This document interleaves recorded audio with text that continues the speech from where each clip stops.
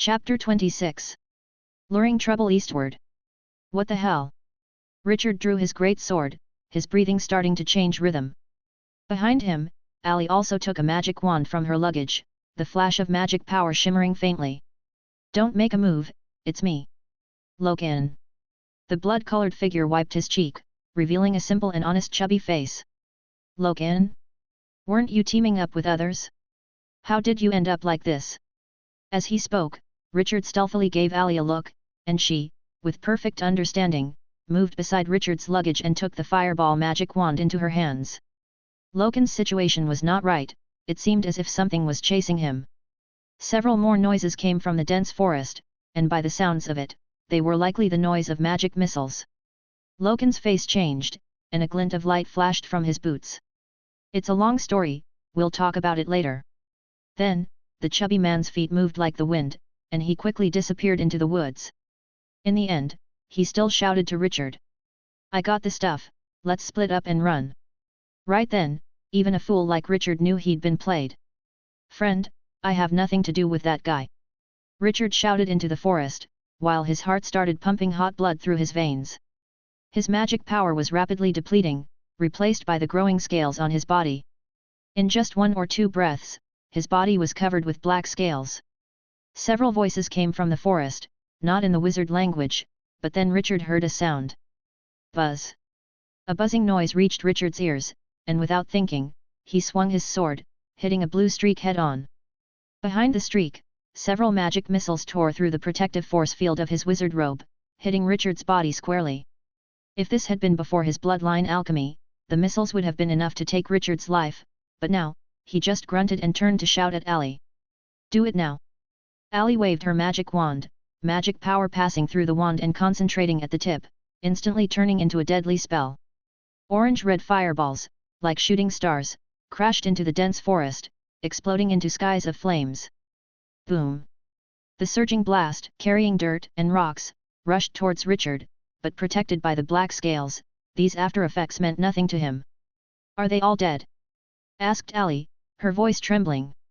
This was Ali's first time witnessing the fireball technique, the scarlet glow, the thunderous noise, it all seemed like divine punishment out of legend. The gods punished the sinners with thunder and fire. Flames began to rise in the forest, an inevitable consequence of using the fireball technique. Richard's eyes were fixed on the fire, sensing that someone was still alive. Woo! A figure stood up from the fire, bringing with it a gale summoned by magic. The wind fed the fire, and what was once a small blaze expanded rapidly under the strong wind. With one step, Richard charged into the flames. The scorching air traveled through his lungs, as if molten coals were burning his trachea.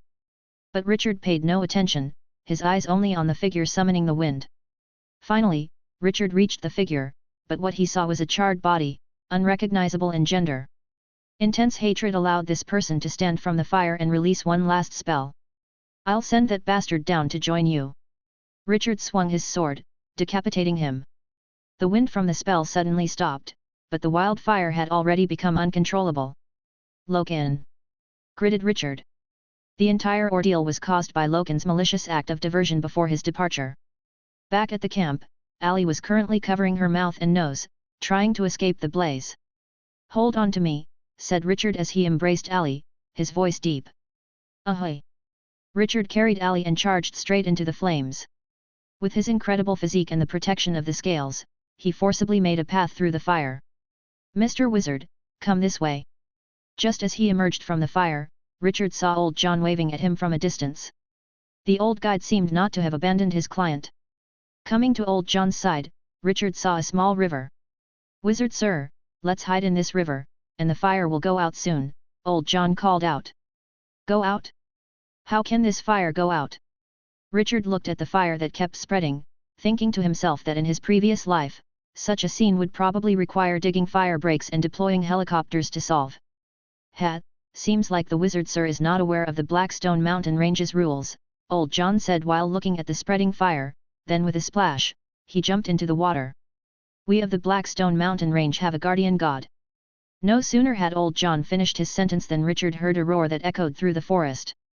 A gigantic figure flew out from deep within the Blackstone Mountain Range, bearing 3 snake-like heads and broad bat-like wings on its back, with scales covering its entire body. "Is that a giant dragon?" said Richard, his voice trembling. The creature flew over the fire, and with its 3 heads opening their massive jaws wide, it took a fierce inhale. Instantly, the flames of the entire fire turned into 3 torrents continuously streaming into the creature's mouth. What is it doing?" Old John stroked his beard. "What else could it be doing but putting out the fire? According to what wizards like you might say, the guardian god is currently absorbing the fire element from the fire." "Fire element?" murmured Richard, his eyes glazed over in wonder. In the worldview of wizards, the most primitive state of matter is not atoms, electrons, or quarks, but the 4 elements: earth, wind, water, fire. All matter is composed of the 4 elements. In the worldview of wizards, flames are the concrete representation of the fire element, and burning is the release of the fire element contained within the material. It took the giant beast about 15 minutes to extinguish all the flames, after which it flapped its wings and returned to the depths of the mountain range. "All right, wizard sir, let's go back. If we're lucky, maybe my roasting could still be edible." Old John walked out from the water, wringing the water from his clothes. "Old John, can you track?" Richard put down Allie, eyes burning with flames of vengeance. "Track? Of course, I can," Old John said with some pride. "No one can disappear under Old John's watch in these woods." "That's good," nodded Richard, then turned to look at Allie. Although Richard protected most of her body when they escaped, some minor burns were unavoidable. "How do you feel?" "A bit thirsty," Allie rubbed her head. "Are you going to kill that fat man?" Richard nodded. "Are you going to stop me?" "How could I?" Allie rolled her eyes at him. "I'm not crazy. That fat man hurt us so badly, even killing him with 1 strike would let him off too easily." "That's good." Richard internally sighed with relief. If Allie had developed a syndrome of excessive compassion, he might lose a friend in the future. A hint of hatred flashed across Ollie's face as the great fire seemed to have stirred up dark memories from her entrance examination. "Take me with you when you kill him. I just learned a curse magic, and it'll be just right to practice on that fat man." "Curse magic?" Richard was surprised. "Don't misunderstand. I'm not planning to curse others."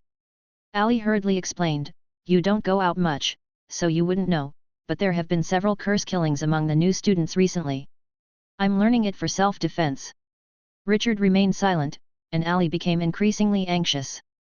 "Believe me, I really am learning it for self-defense."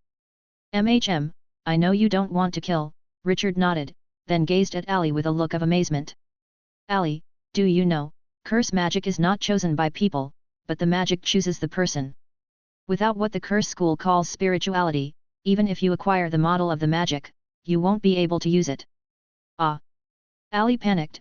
"Then my magic stones would be wasted." That was 15 magic stones, her entire savings. "I read it in a book," pondered Richard. "The curse school has always been the most mysterious and least populous of the 5 major schools. Their magic appears absurd and unfettered but can kill without a trace.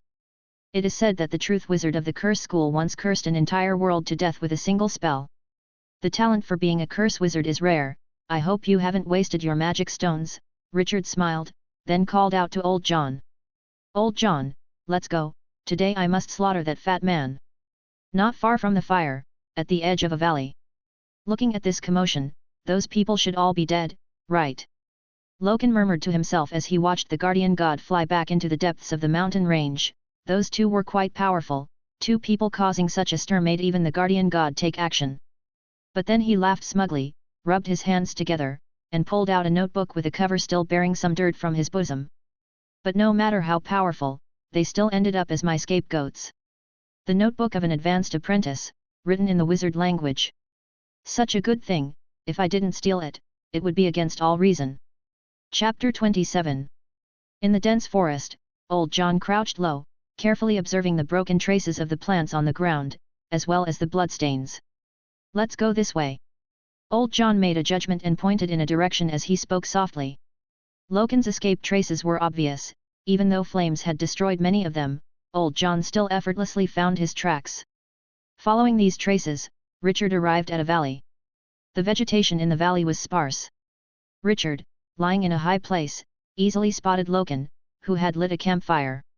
"That fat man seems to be looking at something," Allie whispered softly. Richard also noticed the object in Loken's hands. It was a notebook. I'll approach from the front later, Ali, you stay on the side and use the spell to prevent him from escaping. Old John, you hide first. After arranging the plan, Richard reactivated his bloodline. When black scale covered his entire torso, he cast a silence technique on himself. Everything ready, Richard suddenly burst out of the woods, swinging his great sword like a black bolt of lightning toward Loken. Under the effect of the silence technique, Richard's movements were almost soundless, while Loken, captivated by the notebook in his hands, failed to notice the abnormality around him. Spurt! Blood splattered. Loken, finally perceiving the danger at the last moment, rolled aside very clumsily. Behind him, a terrible wound across his back continuously oozed fresh blood. You're still alive! Loken exclaimed in shock. Not only am I alive, but now I am also going to take your dog's life. Richard's face was cold as he slashed his great sword again horizontally. This time, Loken was prepared, and two invisible barriers appeared instantly in front of the blade. Two force field barriers. Loken looked at Richard somewhat mockingly. Idiot, lucky to be alive, becoming a wizard apprentice but still only knowing how to use a sword. But what met him was Richard's scornful gaze. If Sabin could break through the force field barrier, how could Richard not break through? The gleaming sword tip whistled, and the barrier before Loken was instantaneously shattered. This was Dukeson's famed technique, Wind Crow Slash. In front of the high-speed blade, even plate armor could be split in two, often shattering both man and horse on the battlefield. The sword blade swept across, and a head flew up. Loken's eyes were wide open, baffled even in death. How could his sword break through two layers of force field barriers? Seeing Richard's action succeeding, Ali and Old John also followed up.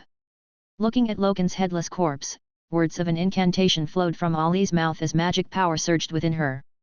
A stream of dark energy flowed from her fingertips into Loken's corpse.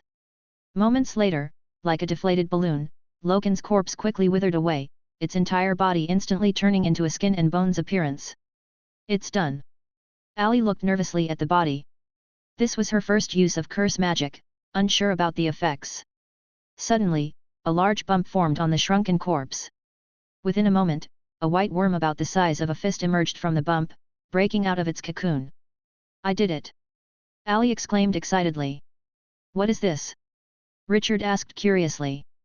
This is a curse worm, a material used in many curse spells. Ali held the worm in her hand, which unlike ordinary worms, stayed motionless without any struggle. This one is so big, could probably sell for 5 magic stones. It can be sold. Of course, it can be sold. Ali rolled her eyes at Richard, carefully placing the worm into a pouch at her waist. This thing not only serves as a material for casting curses on others but can also be used as a protective material against curses. That does sound like a good thing. After experimenting with the spell, Richard picked up the notebook Loken had been perusing from the ground. The pages of the notebook were somewhat yellowed, the edges creased due to humidity. It looked as though they had been thrown outside for years. The text inside the notebook was in wizard language.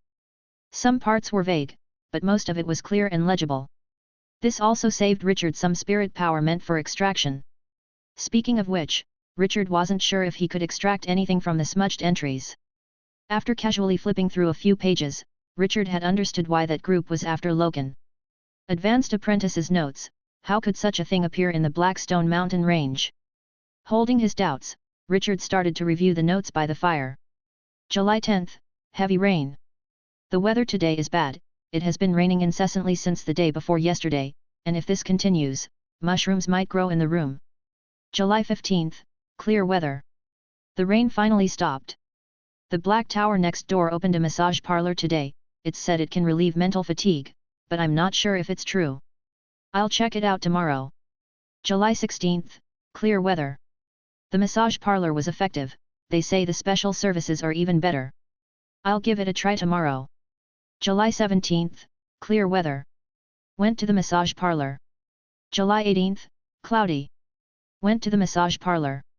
July 19th, clear weather. Damn it, those bitches actually used aphrodisiac incense as meditation incense. July 20th, clear weather. Went to the massage parlor. Richard quickly flipped through a few pages and found that they mostly contained evaluations of the massage parlor. Damn, even a mere commoner shouldn't frequent that much. Skipping the part about the massage parlor, Richard finally saw something substantive. The owner of the notebook specialized in the shape-shifting school, and the notes recorded his thoughts on modifying the magic model of the one-ring spell Flame Hand and the experimental results after modification. Power increased by 1 energy level, consumption reduced by 1/10, solely based on this modification idea. I didn't waste my night, said Richard, somewhat excited. Energy level is the basic unit used by the shape-shifting school to evaluate the power of spells. 1 energy level is equivalent to the power of a magic missile. However, since many spells' direct power can't be evaluated, this unit is generally only used by the shape-shifting school. He continued to review the notes. May 12th, clear weather. Only 1 magic stone left. I wonder how many magic stones that massage parlor swindled from me. May 13th, cloudy. So many people in the task hall. These new students aren't focusing on their classes. What are they even doing taking on tasks? May 15th, clear weather. Finally, a decent task developed. Collect herbs in the Blackstone Mountain Range for 20 magic stones, travel expenses also reimbursed. Wizards of the Alchemy School sure are wealthy. May 19th, light rain. It's raining again, been in the Blackstone Mountain Range for a day now, haven't found a single thing. High payment isn't without reason. The diary ended there, and suddenly there was a blank space in the notes. Richard flipped a few pages backward and discovered a few scribbled lines, the last of which was written in blood. What is that? What the hell did the mudslide release? Living iron net, how could such a thing appear in the Blackstone Mountain Range? Guardian magic statue. I got it, I've broken into a wizard's laboratory. Those strange things are all protective measures set up by a wizard. A wizard's laboratory. Richard felt his heart skip a beat. A wizard's laboratory could be too profitable. Various specimens, experimental materials collected by wizards, and even experimental equipment were invaluable treasures to an apprentice. Richard continued to review, and after a long blank, a line written with a finger in blood appeared at the end of the notes in front of him. The wizard is dead. Chapter 28. The wizard is dead? What does that mean? Staring at the last words of the notebook's owner, Richard plunged deep into thought. If this sentence were taken literally, it meant that the wizard of this laboratory had died. However, to delve deeper, Richard couldn't help but consider the implied meaning of the statement. The wizard is dead, but how had he died? Was it an experimental accident, or had he died of old age? If it were an experimental accident, then this laboratory was a dangerous treasure trove, but if he had died of natural causes, then this laboratory had become a tomb of the wizard. Since ancient times, tomb raiding had always been a perilous trade. If it was natural causes, then Richard would have to consider whether he should explore this laboratory. Richard, haven't you finished yet? Ollie's voice roused Richard from his thoughts, and he closed the notebook and smiled at her. This notebook records the modifications of a spell. I'll copy it for you when we get back to the academy. Wow! Richard, you are so kind. Allie lunged at Richard, giving him a big hug. In the academy, the spell models available for exchange were the most primitive ones. Modern wizards had long extended these spells in various forms based on their research. This was also a hidden test for wizard apprentices from the academy. Using only the primitive spell models from the academy would undoubtedly make such apprentices suffer greatly in apprentice duels. John found quite a few things on Loken. Aside from the pair of magic boots on his feet, Loken had also contributed 3 magic stones to Richard. Richard gave the magic stone with just a bit of magic power left to old John as a reward. This old man's usefulness in the Blackstone Mountain Range was terrifying. From leading the way to tracking, there seemed to be nothing he couldn't do. Old John, this is for you. Old John joyfully accepted the magic stone, then patted Richard's chest. Master Wizard, just command me. I, Old John, will do my utmost. Richard nodded and turned to Allie.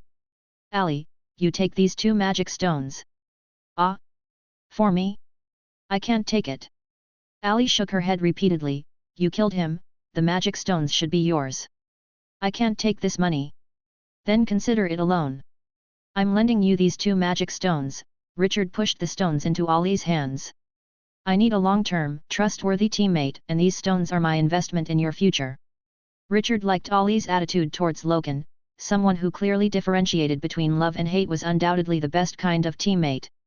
Wizards can be lone wolves because they have enough time to build a foundation. However, wizard apprentices have only a maximum of 30 years, which seems long, but if you subtract the time spent earning magic stones, meditating, traveling, and resting, there is actually very little time left. This meant that no wizard apprentice could be proficient in everything. A trustworthy teammate was undoubtedly the best way to compensate for one's shortcomings. Moreover, Ali had also displayed the talent of a curse wizard, which, by itself, made her worthy of Richard's deep association. This, then I will accept it. Ali bit her lip and accepted the magic stones, firmly resolving to quickly enhance her power. After dividing the magic stones, Richard examined Loken's boots. The boots were called Gale boots, engraved with a Gale technique on the soles, which when activated, used the wind element to speed up movement. This was quite an upgrade for Richard at the moment. If he had had these boots just before, Loken would never have been able to dodge the first strike. After resting in the valley for a night, Richard followed Old John to the habitat of the white crystal deer the next morning. The white crystal deer was a demonized creature, its scale-like white crystal surface was one of the raw materials for many crystal balls. After confirming that the number of white crystal deer had not diminished, Richard wanted to collect some white crystal for alchemy materials. But the next moment, he understood why the academy required low-level apprentices to form teams. Beams of white light shot from the deer's antlers, and although each beam wasn't very strong, Richard was facing 100 white crystal deer. Ouch, that really hurts. Richard, smoking all over, leaned against a tree. If it weren't for the protection of black scale and the life magic of the arm bracelet, he would have almost turned into a roasted piglet.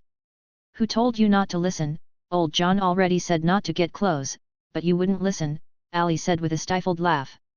All right, at least I got something, Richard said, shaking the bag of white crystals in his hand. Having left the habitat of the white crystal deer, Richard followed Old John to several herb-gathering spots frequented by wizards. Because of the wrong season and timing, many of the herbs had not fully grown.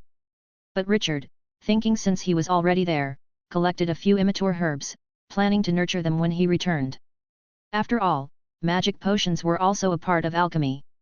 After collecting the herbs, Richard followed Old John in the mountains for 2 days to find traces of the black-striped water python.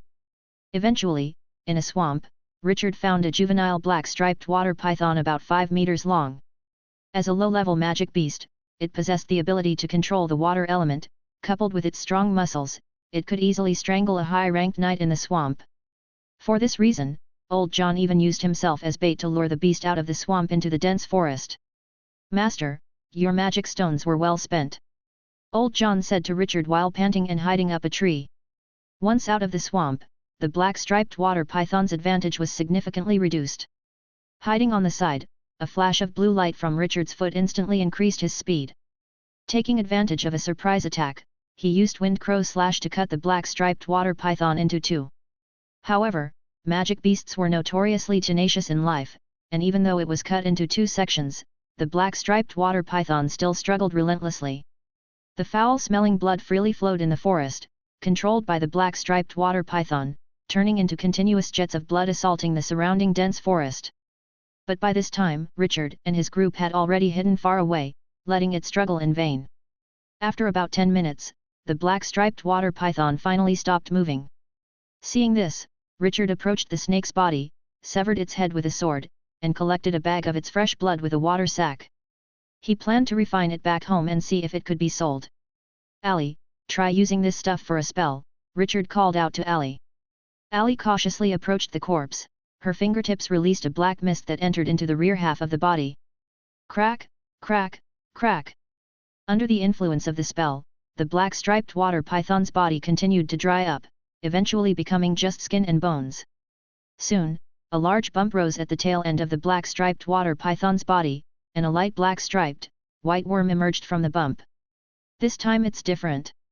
Ali explained to Richard as she put the worm into her pocket. Black-striped worms are a higher grade than pure white worms. This one has only 1 ring of black stripes, but its effect is 5 times that of the pure white worms. The price has also quintupled. Richard, hearing this, got a bit excited. That's great news. There's still half left, try again.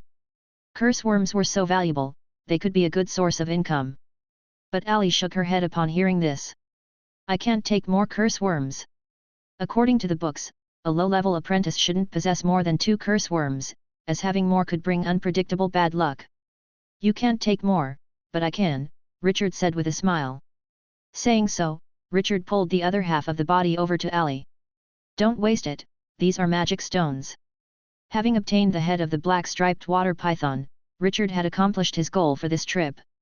On the way out of the mountains, Richard casually asked Old John if there had been any mudslides in the Blackstone mountain range in recent years. The answer he got was that a major mudslide had occurred 20 years ago, and legends say that monsters appeared in the area where the mudslide occurred. They always avoided that place when leading apprentices. With this answer, Richard also had a base in his mind. If what Old John said was true, then this wizard's laboratory might still be undiscovered. He still had a chance. Leaving Blackstone City, Richard and Ali took a magic airship back to the academy. After completing the mission, Richard dove into his dorm to begin crafting magic equipment. Chapter 29. Alchemy is a craft that can only be described as elaborate, whether it involves magic equipment, magic potions, synthetic beasts, or magic arrays. A combination of multiple skills is necessary to achieve the best results. This requires not only sufficient patience and carefulness from the wizard, but also the ability to think on their feet or even have a stroke of inspiration during the creation process. After purchasing the required tools, Richard promptly hung up a "Do Not Disturb" sign at the entrance. The production process of the pale mask seemed simple in his eyes, but he still approached the task with utmost seriousness. Since the skull was not directly purchased, the first thing Richard had to do was to process the head of the black-striped water python. He soaked the python's skull in a specially prepared alchemy solution for 12 hours, after which he was able to remove the flesh attached to the skull almost entirely. Then, using the same alchemy solution, he repeated the soaking and the cleaning steps until not a trace of flesh remained visible on the skull. While the skull was soaking, Richard didn't waste any time. He ground the inferior wind pattern stone into fine dust, mixed it with charcoal powder burned from 10-year-old demonized wood according to a specific ratio, added 500 grams of clean water, and let it settle for 3 hours to extract the clear liquid. This was the soft bone water used for softening the skull. Next, he pounded sticky mushrooms into a paste and mixed them with poison rhododendron ink to create the ink for inscribing alchemy runes. This step was particularly dangerous. The poison rhododendron ink was prone to evaporation, and its vapors were highly toxic. Furthermore, if the proportions were off when mixing the sticky mushrooms with the poison rhododendron ink, it could generate a tremendous amount of heat. For his own safety and that of his neighbors, Richard had no choice but to rent a test zone for the mixing process. This was an additional expense. After preparing everything, Richard soaked the python's skull in the soft bone water for an hour to soften it. As the main material for the mask, the skull needed to be softened to facilitate shaping. The softened black-striped water python skull had a texture similar to that of Play-Doh, and Richard easily reshaped it into a pale mask. Then came the most crucial step. In the making of ordinary magic equipment, inscribing spells is often the key step, but the pale mask was an exception. The hardest part was drawing the magic power conduction circuit. Richard had to use threads of magic power laced with black mercury to draw the magic conduction circuit inside the skull. A single misstep or fluctuation of magic power would render the mask a failure. However, thanks to mastering Yolad's skills, Richard was particularly adept at controlling magic power, and this step only took him 10 minutes to complete. "Phew, the last part is engraving the runes," he said. Carefully opening the previously prepared ink, Richard began using a feather pen to inscribe runes on the back of the mask. The magic power reacted with the alchemy ink inside the feather pen, causing the pen to transform. Therefore, after each rune was engraved, Richard had to switch to a new feather pen. The spell inscribed onto this mask was the One Ring spell, Intimidation Technique, an effect that serves to intimidate enemies, and it's a type of mental assault. A low-level apprentice suddenly hit by the intimidation technique would be momentarily dazed, and if they were faint-hearted, they might even wet themselves or faint on the spot. After inscribing the spell, Richard wiped the sweat from his brow. Up to this point, he had spent 4 days creating this mask. The entire process went very smoothly, and the quality of the mask was at least up to the passing standard, if not exquisite. This result should be enough to pass the exam. But why does it feel so fragile? Richard felt the mask and reckoned that perhaps because the skull's original owner hadn't reached adulthood, the resulting mask didn't have the hardness depicted in the design and instead felt like it would break if bent. "Let's reinforce the texture with the entire demonized array, otherwise a little bump and the mask will be ruined." "You're pretty fast at this," Chax remarked, holding a jug of wine, and looking at Richard with surprise. "It took me 2 weeks to figure this out back in my day, and I even failed once." "Well, I guess I was just lucky, I got it right the first time."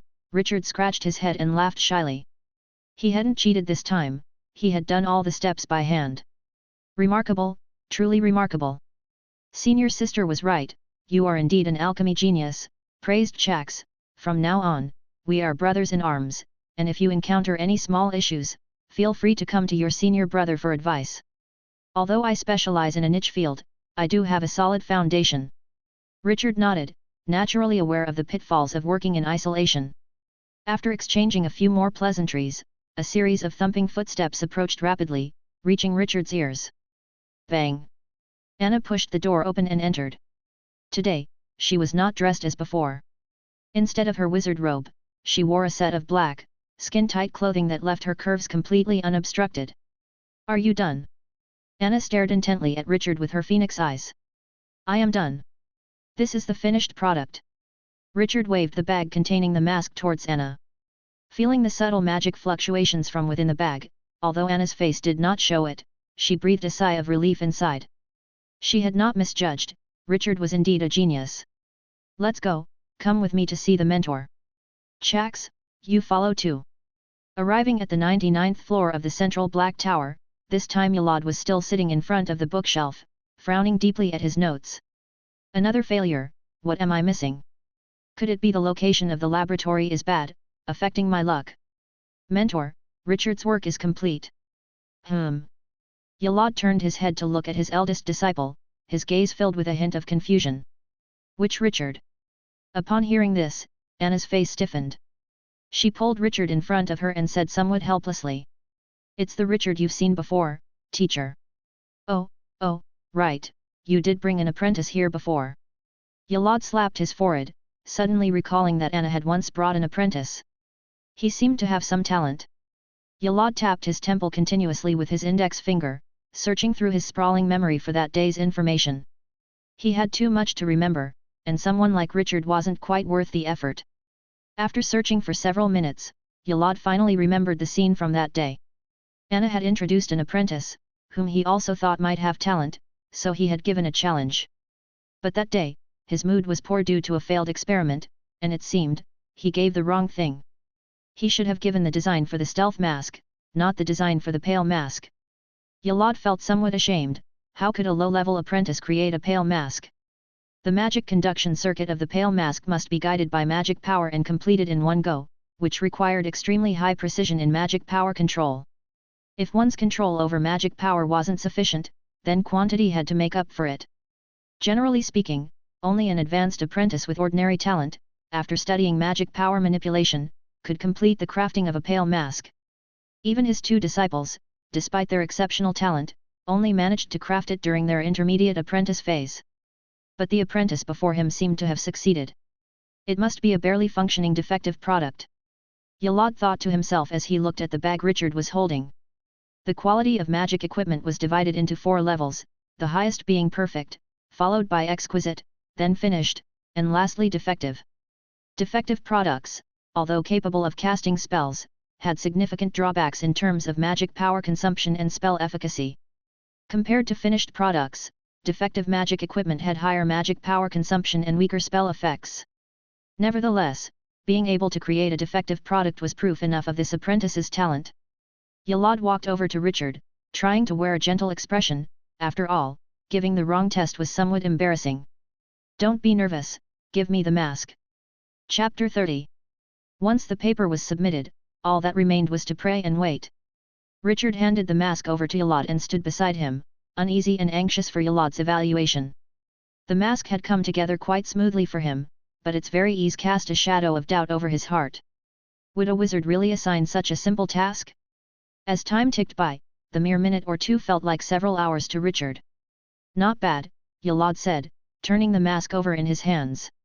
The white, bone mask was enveloped in a gentle luster, and against the light, faint grey lines spread through the material like branches.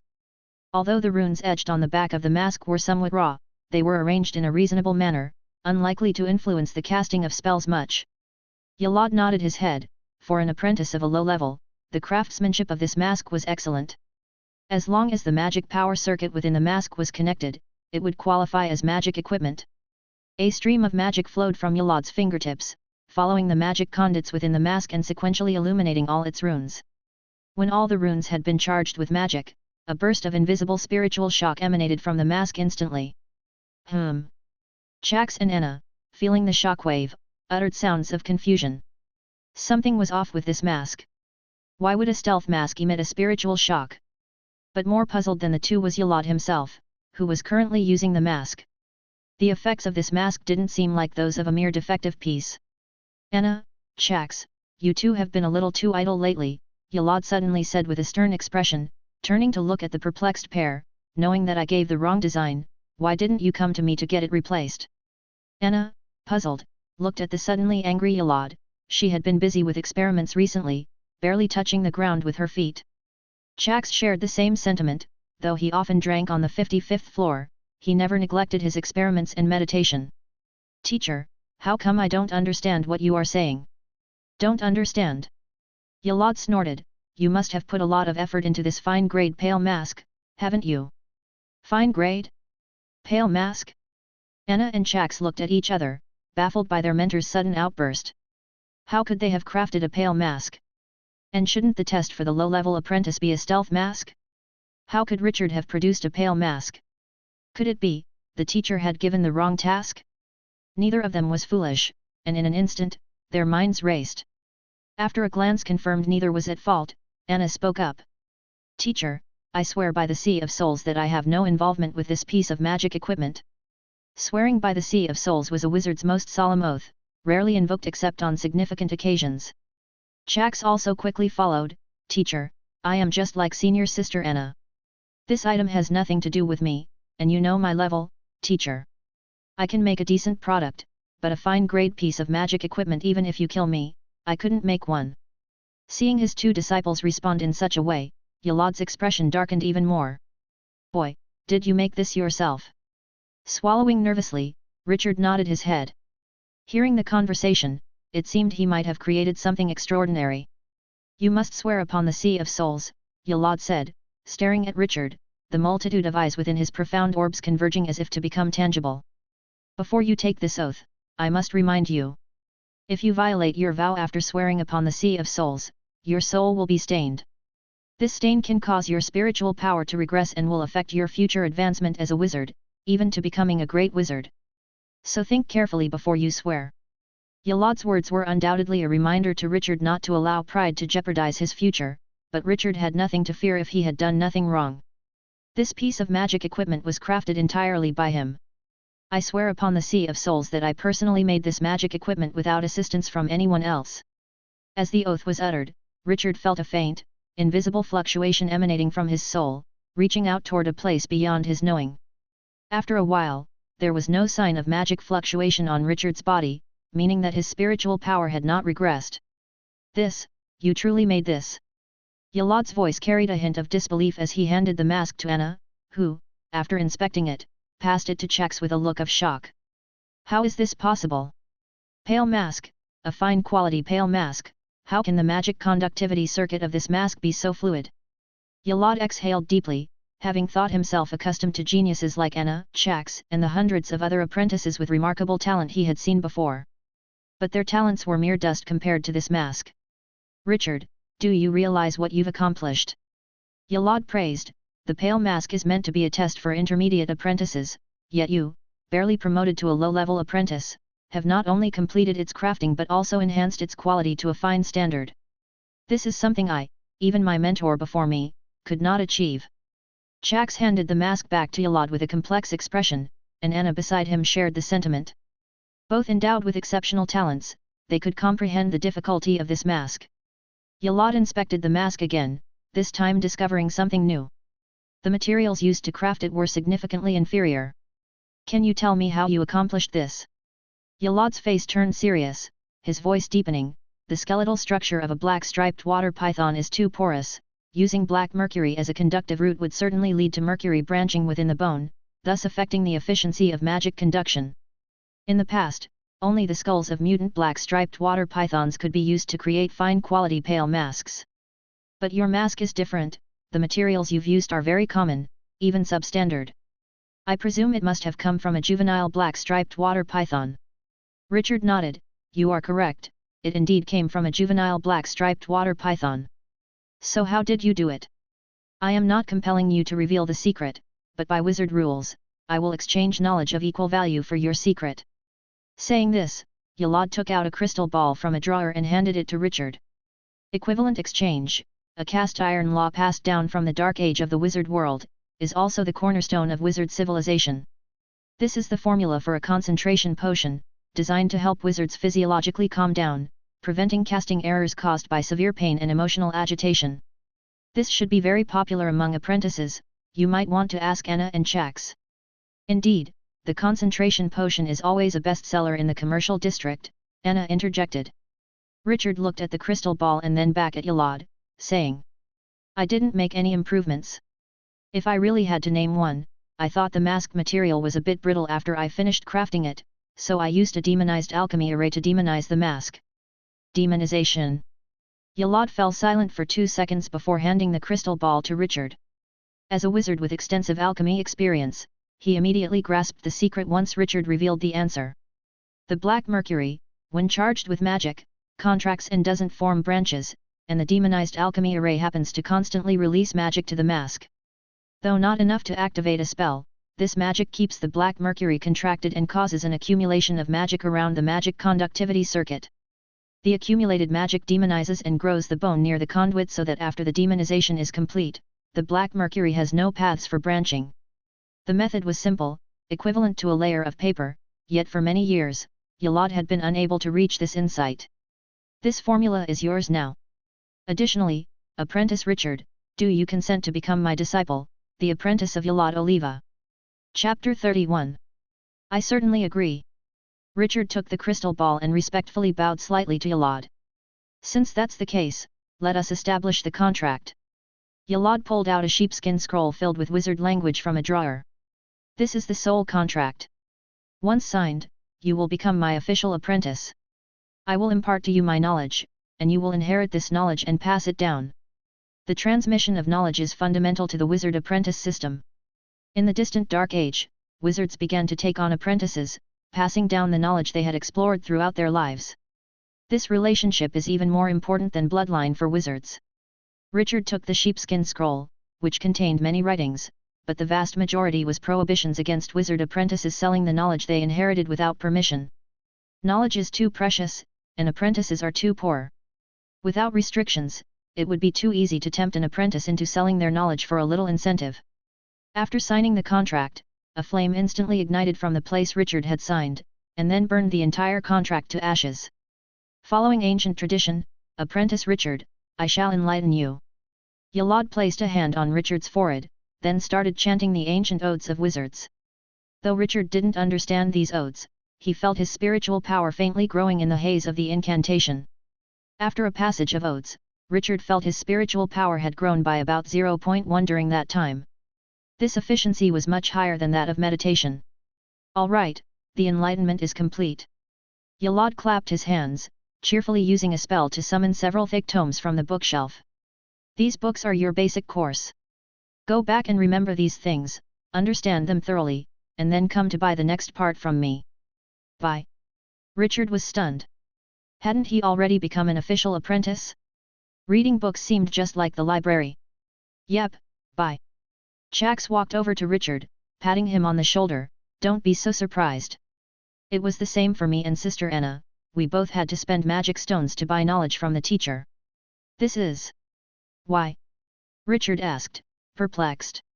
It's simple. Knowledge is precious and should not be passed on lightly. Knowledge that's too easily obtained is often undervalued, Yalad explained, stroking his beard with a profound look. Moreover, the craft of alchemy requires practice, and just book knowledge is far from enough.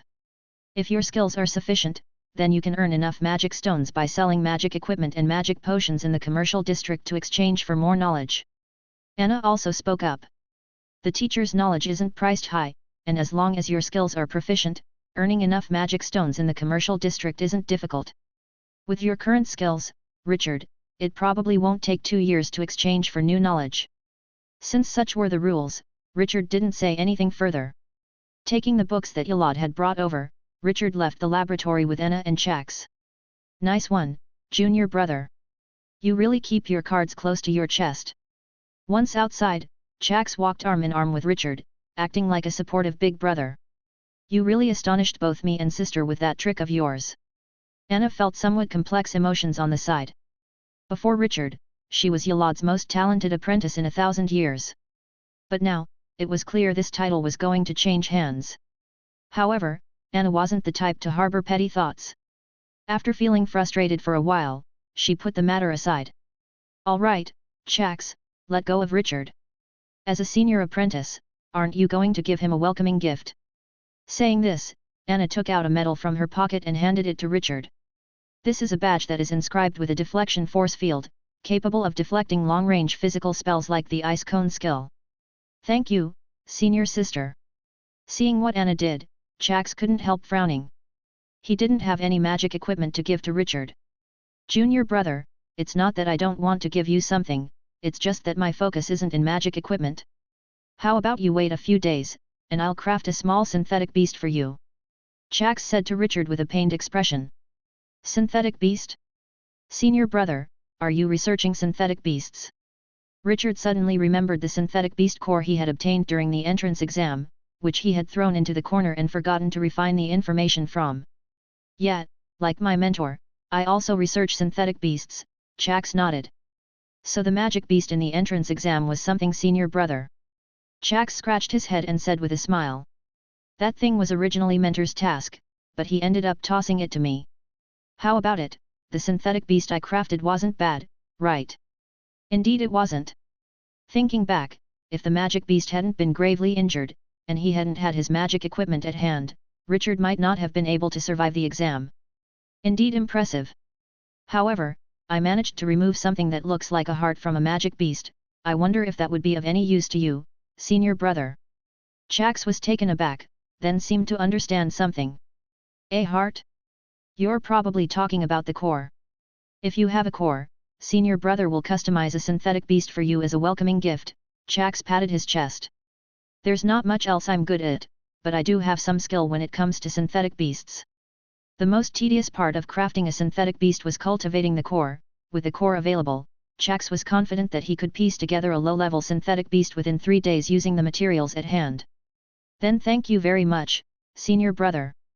After leaving the Black Tower, Richard headed straight to his dormitory to find the synthetic beast core he had acquired before. This core was still faintly pulsing, despite several months without an external energy source, which was quite an exaggeration to its life energy. Holding the core in his hand, Richard expended 15 points of spiritual power to refine the information from it. Although he could have exchanged for this information from Yolad, saving when possible was preferable.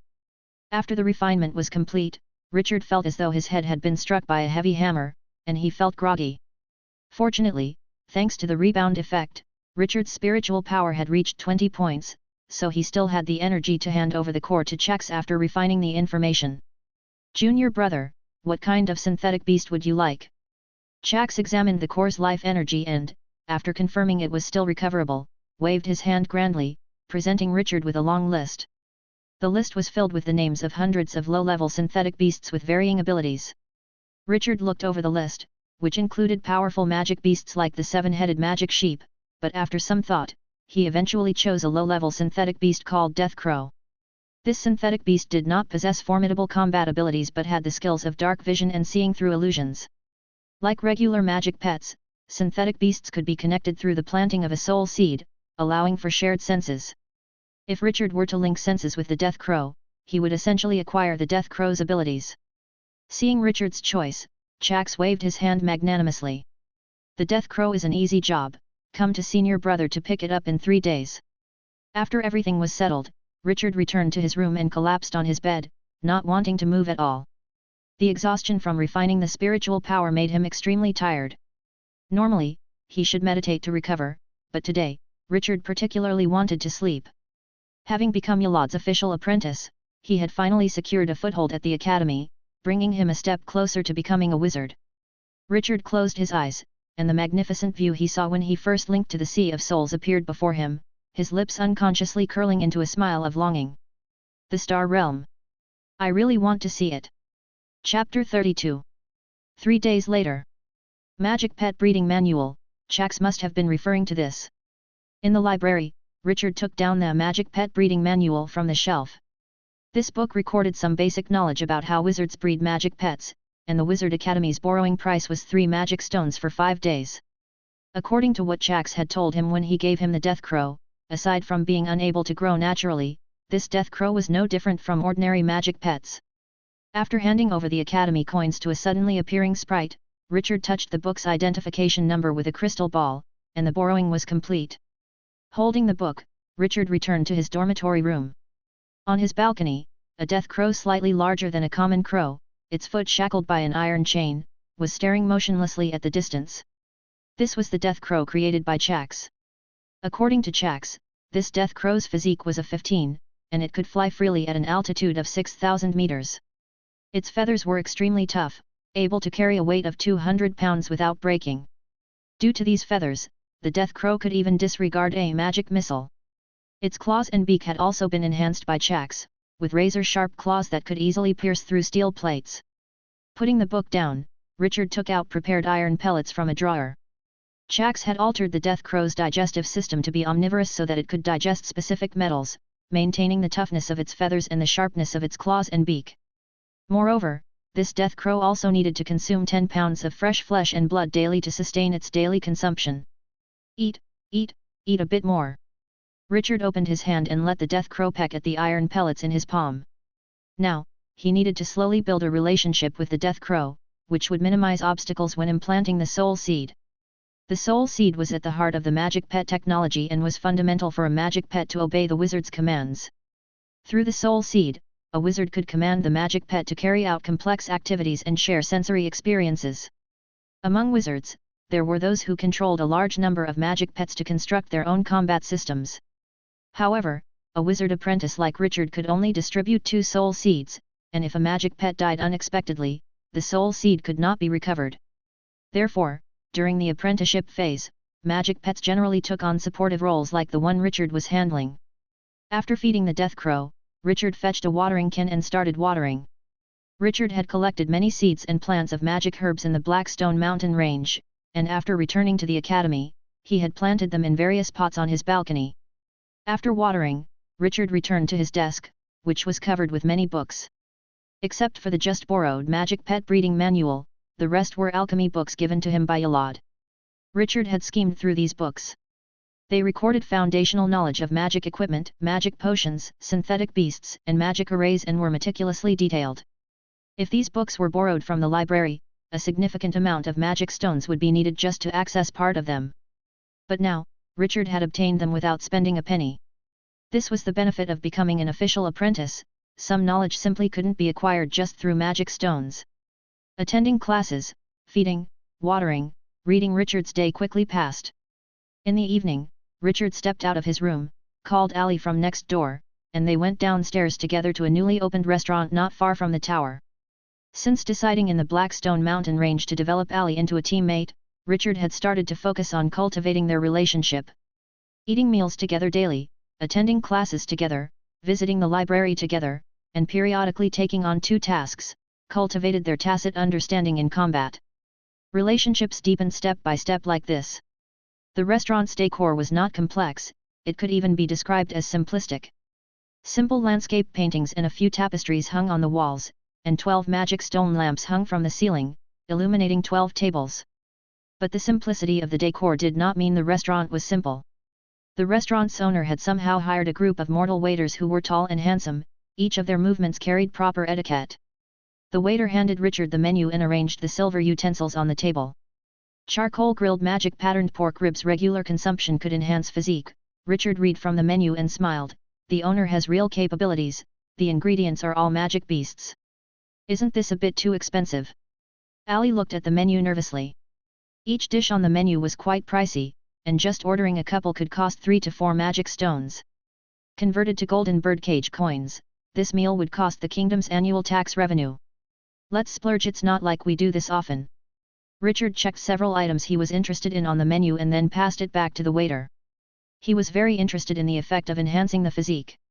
The waiter silently retreated, and Richard sat back, casting bored glances around. The entire restaurant had only 12 tables, and excluding theirs, there were only 4 other groups of diners. Richard suddenly recognized someone at one of the tables. "Ali, look, isn't that Kevin, whom we met on the flying airship?" Ali followed the direction Richard was pointing and nodded. "It is him. That makes things easy." Richard went up to Kevin with a cheerful air and greeted him familiarly. "Kevin, long time no see, have you missed me?" Dining with Kevin was Griffith, who had helped him pass the exam initially. Seeing Richard approach, Griffith also stopped what he was doing. "Richard." Kevin was startled, then immediately understood Richard's implication. "Long time no say, how have you been lately, Richard?" As he spoke, Kevin pulled out a 100 Academy coin note from his jacket pocket. "Doing okay, but not as well as you, young Master Kevin." Richard laughed as he took the Academy coin. The best thing about Kevin was that he knew how to act, both on the airship and now. "I'm not doing well, just made a little something from a small business recently," Kevin said, shaking his head with a smile. "Small business?" Richard sniffed subtly. He had smelled a fragrance the moment he approached Kevin. The scent of purple vine flowers useful in crafting magic equipment or concocting magic potions. Kevin paused and then conceded. As nobles rooted in business, his family, both old and young, harbored a business mind. After arriving at the Wizard Academy, Kevin, with his keen sense of smell, quickly found business opportunities and started to trade in alchemy materials.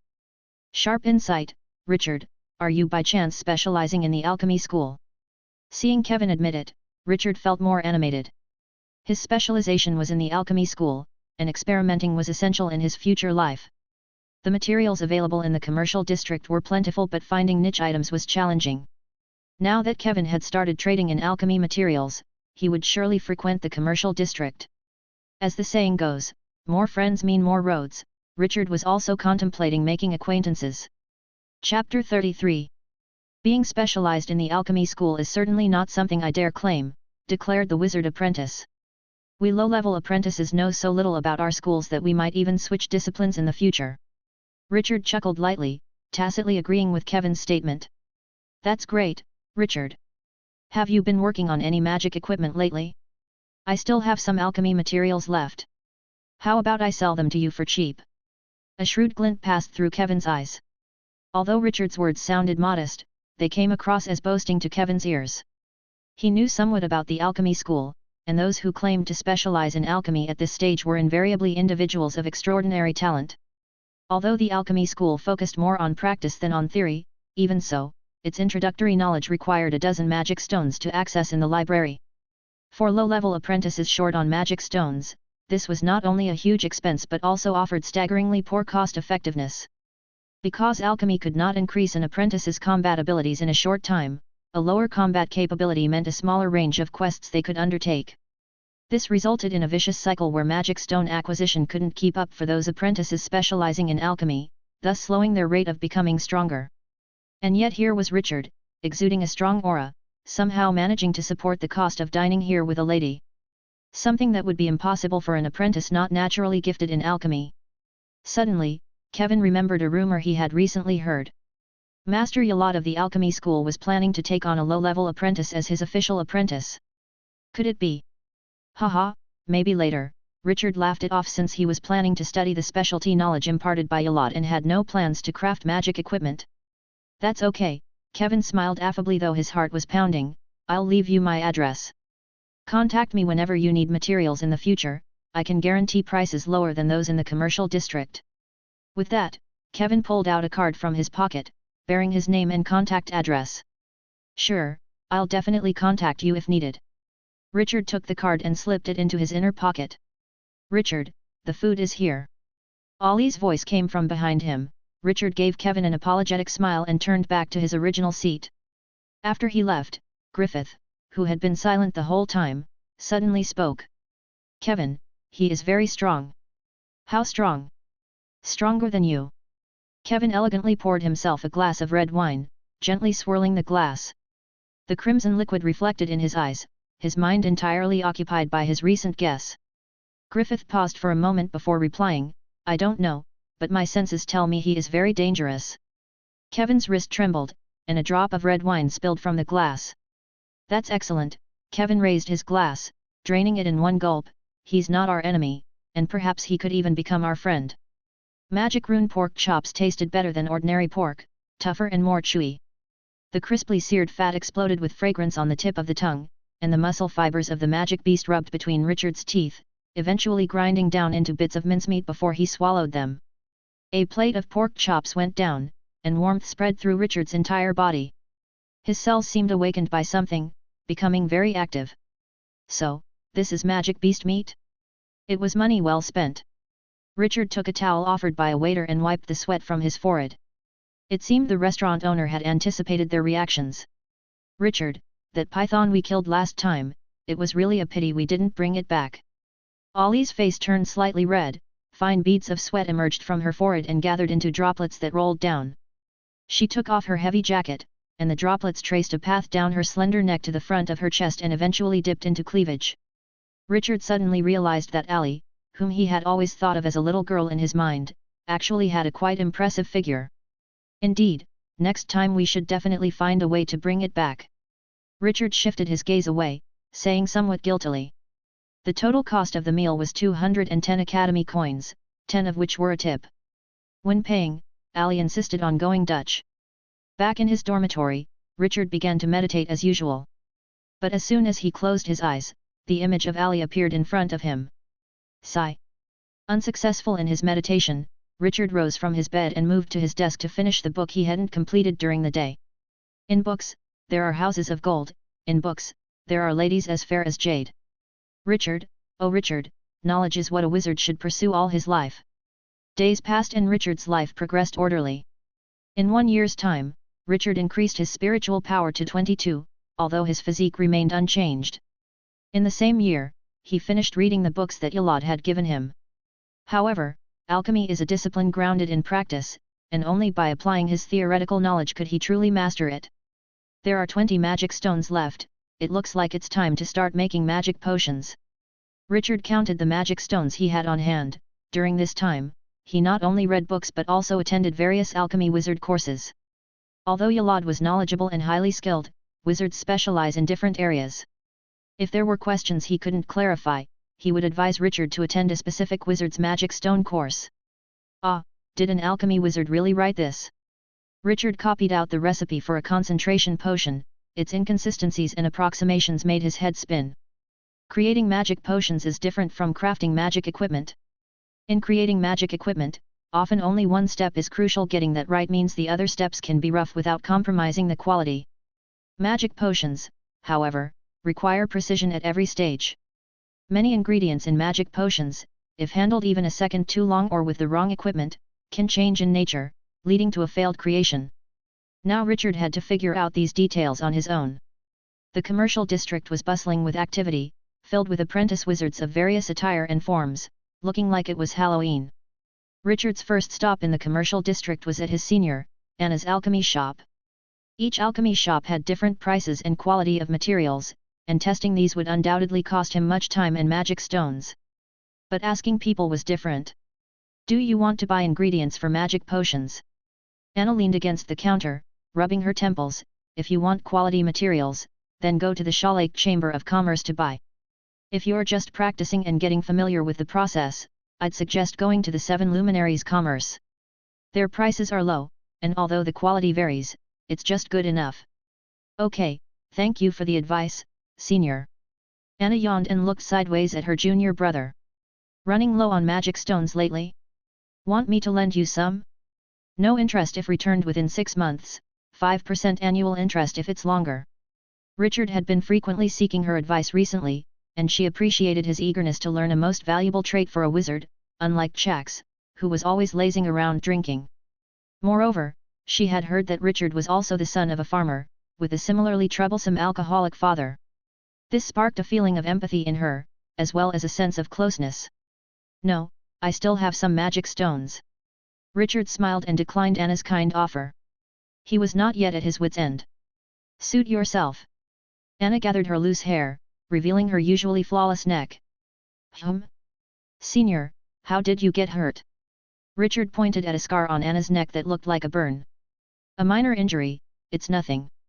Anna waved her hand dismissively, wizards' experiments sometimes go awry. Oh, by the way, I've almost used up the red mercury you brought last time.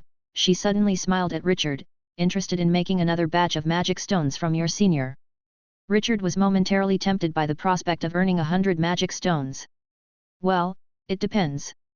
I need to research magic potions soon, so I don't have much time, Richard said, feigning some hesitation. All right, help your senior refine some when you have the time. Anna nodded, not pressing him. After all, refining red mercury was a tedious task even she found bothersome, and having Richard do it would undoubtedly slow down his daily studies. All right, then I'll go check out the Chamber of Commerce. Richard waved at Anna and turned to head towards the Seven Luminaries' Commerce. Chapter 34. Wizard Commerce was the largest seller in the commercial district, providing more than half of the materials for the entire academy. Wizards from different regions and families gathered in the commercial area, selling all kinds of magical materials you could or couldn't imagine, such that most low-level wizards had to rely on the commerce to collect materials. Anna offered Richard two choices, Shalak Commerce and Seven Luminaries Commerce. Shalak guaranteed quality but was expensive, Seven Luminaries had poor quality control but was cheaper. Given the circumstances, Richard naturally chose to go to Seven Luminaries Commerce to purchase materials. The address of Seven Luminaries Commerce was located on the Golden Street of the commercial district, where every inch of land was worth its weight in gold. The annual rent for each store cost tens of thousands of magic stones, and even a rich apprentice like Anna couldn't afford the rent here, so she had to choose a cheaper place. Richard looked around at the dazzling array of signs, with various colored magic stone lamps making him feel as if he had returned to Earth. Wizards from the wizard world and ordinary people don't seem like they belong to the same world, Richard remarked, then looked towards a store not far away. Seven Luminaries Commerce, this is it. Richard stepped into the store, and his ears were instantly met with silence. Magic array for soundproofing. Richard made the judgment. The interior of the shop was not large, consisting of a counter, a few shelves, and a mechanical female shop assistant with exposed metal joints. Welcome to Seven Luminaries Commerce, dear student. What do you need? The mechanical female assistant bowed slightly to Richard, her voice sweet and charming. I need to buy some materials, but here. Having never seen such a thing before, Richard examined the assistant from head to toe, her delicate skin, lively expressions, and sweet voice. If not for the exposed mechanical joints and the lifeless crystal eyeballs, Richard almost thought she was a real person. It seems this is your first visit here, the assistant smiled gently at Richard. All wizard commerce goods are stored in a special warehouse.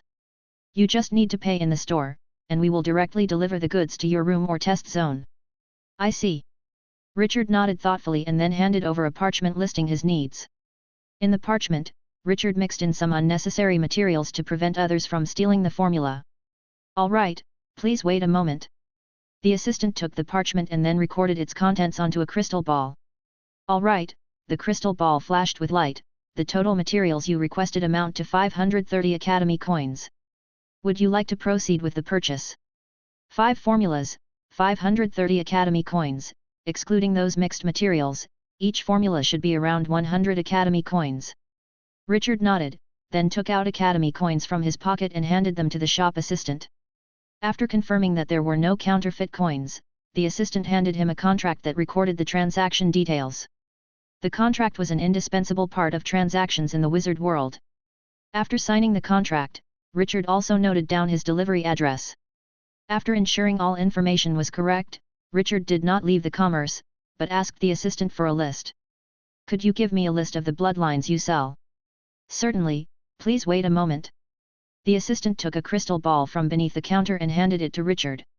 After a spiritual detection, a vast amount of information appeared in Richard's mind. How many worlds have wizards conquered? The number of bloodlines is ridiculously high. Richard roughly counted the information contained the bloodlines of tens of thousands of creatures, ranging from small insects to giant dragons, even including the elemental creature bloodlines from the Four Elements plane. This quantity was not even on the same scale as during the Wizard Wars. Among the multitude of bloodlines, Richard searched for a long time and finally found the bloodline he needed. For the second step of Black Knight bloodline alchemy, he needed the bloodline of a two-headed giant troll. The price at Seven Luminaries Commerce was 500 magic stones. 500 magic stones, Richard rubbed his chin. This amount of magic stones was a significant number for him at the moment. He feared he would be unable to complete the second stage of bloodline alchemy anytime soon.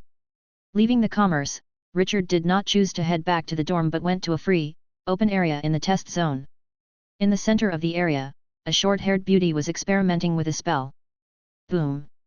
A cone-shaped flame burst from the girl's hands, instantly heating her targeted metal target red hot, and within 2 seconds, the target melted into a pool of molten iron. Clap, clap, clap! Ali, you truly have talent in the shape-shifting school. Richard clapped his hands as he emerged behind Ali. The pretty figure experimenting with spells was indeed Ali, and the spell she had just used was the Flame Hand, more precisely, an improved version of the Flame Hand recorded in the notes Richard had obtained as an advanced apprentice. You're still far behind compared to you. You're now officially an apprentice to Master Yalad. Ali made a funny face at Richard and then came over to hug his arm. Richard, aren't you usually reading books at this time? Feeling the slight touch from his arm, the accustomed Richard couldn't bother to pull his arm away. Not enough magic stones recently, I'm planning to earn some. Going on a mission. Ali's eyes lit up, my mentor has taught me a lot recently, I think my combat abilities might even surpass yours now. This past year, Richard and Ali had been on a few missions, although they hadn't earned many magic stones, their rapport had indeed grown. Has your mentor decided to take you on as an official apprentice? Richard was a bit surprised. This past year, Ali had unexpectedly caught the eye of a wizard studying both the shape-shifting and curse schools, and she was currently being evaluated as an apprentice. Not yet. Ali's face fell, but then she perked up, but she has been treating me a lot nicer lately, not so harsh anymore. And, Ali suddenly leaned close to Richard's ear mysteriously, her soft breath tickling his ear, I heard that my mentor is the student of the Academy's real dean, not the deputy dean, but the student of the Great Wizard of the Black Tower Wizard Academy. That's great news, Richard discreetly moved away. If you become her disciple, wouldn't you be the dean's grand disciple? In the Academy, you could then strut about confidently. Tisk, why don't you come over and flatter me? Ali made another funny face at Richard. If you don't flatter me soon, watch out, I might run off with that Joseph.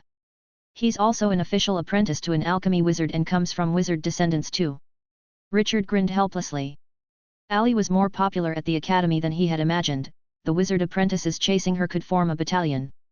And this Joseph was one of the standout suitors. An official apprentice, wizard descendant, and he had also chosen the alchemy school. Listing these conditions, Richard felt like this person was somewhat targeting him. All right, Miss Ali.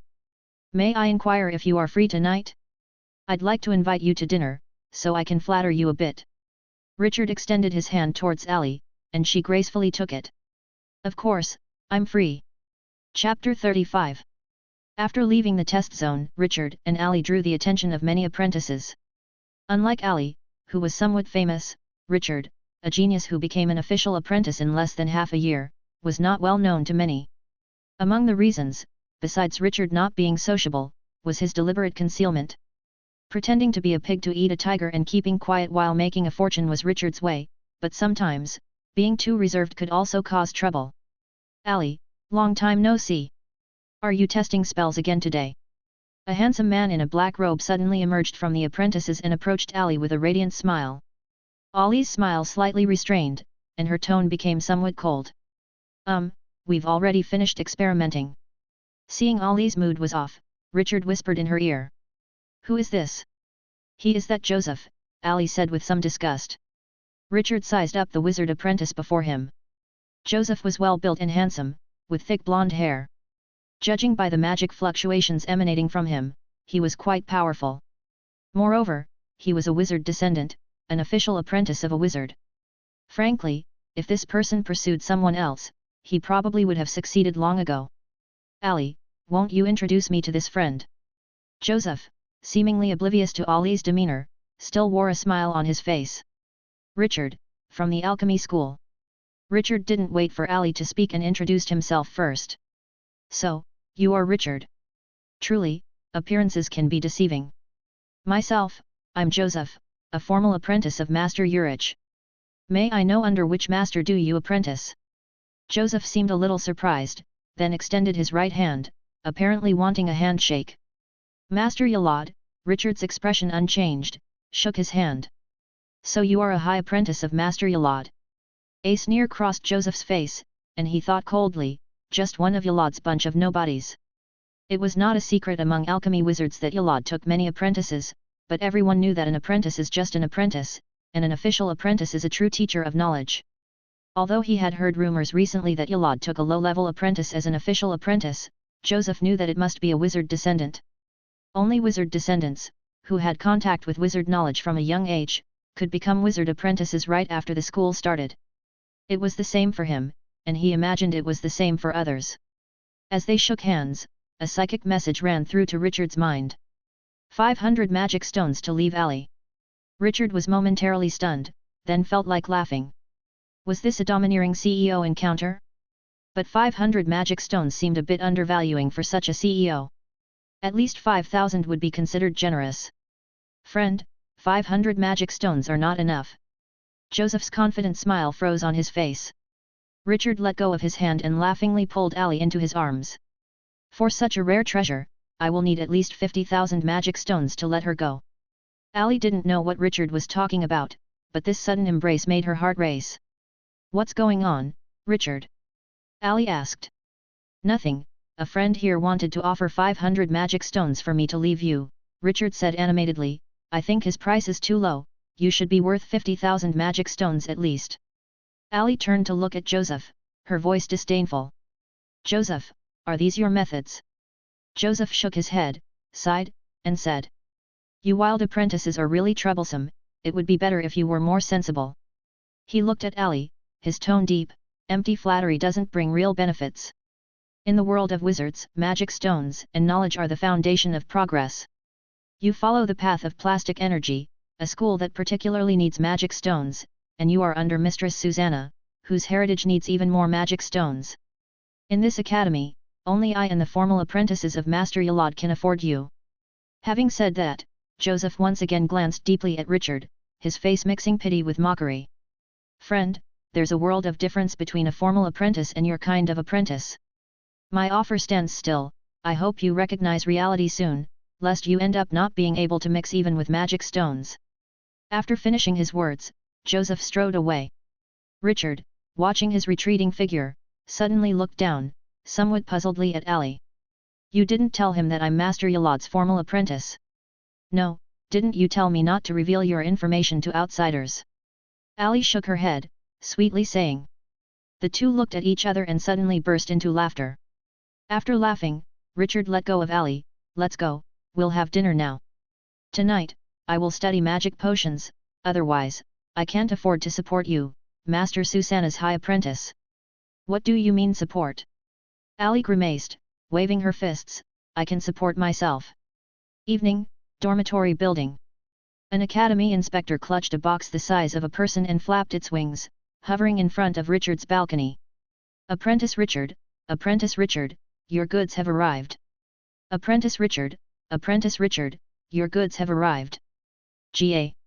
The death crow on the balcony let out a shrill cry, and although the academy inspector was far stronger than it still issued a warning cry. Coming, coming.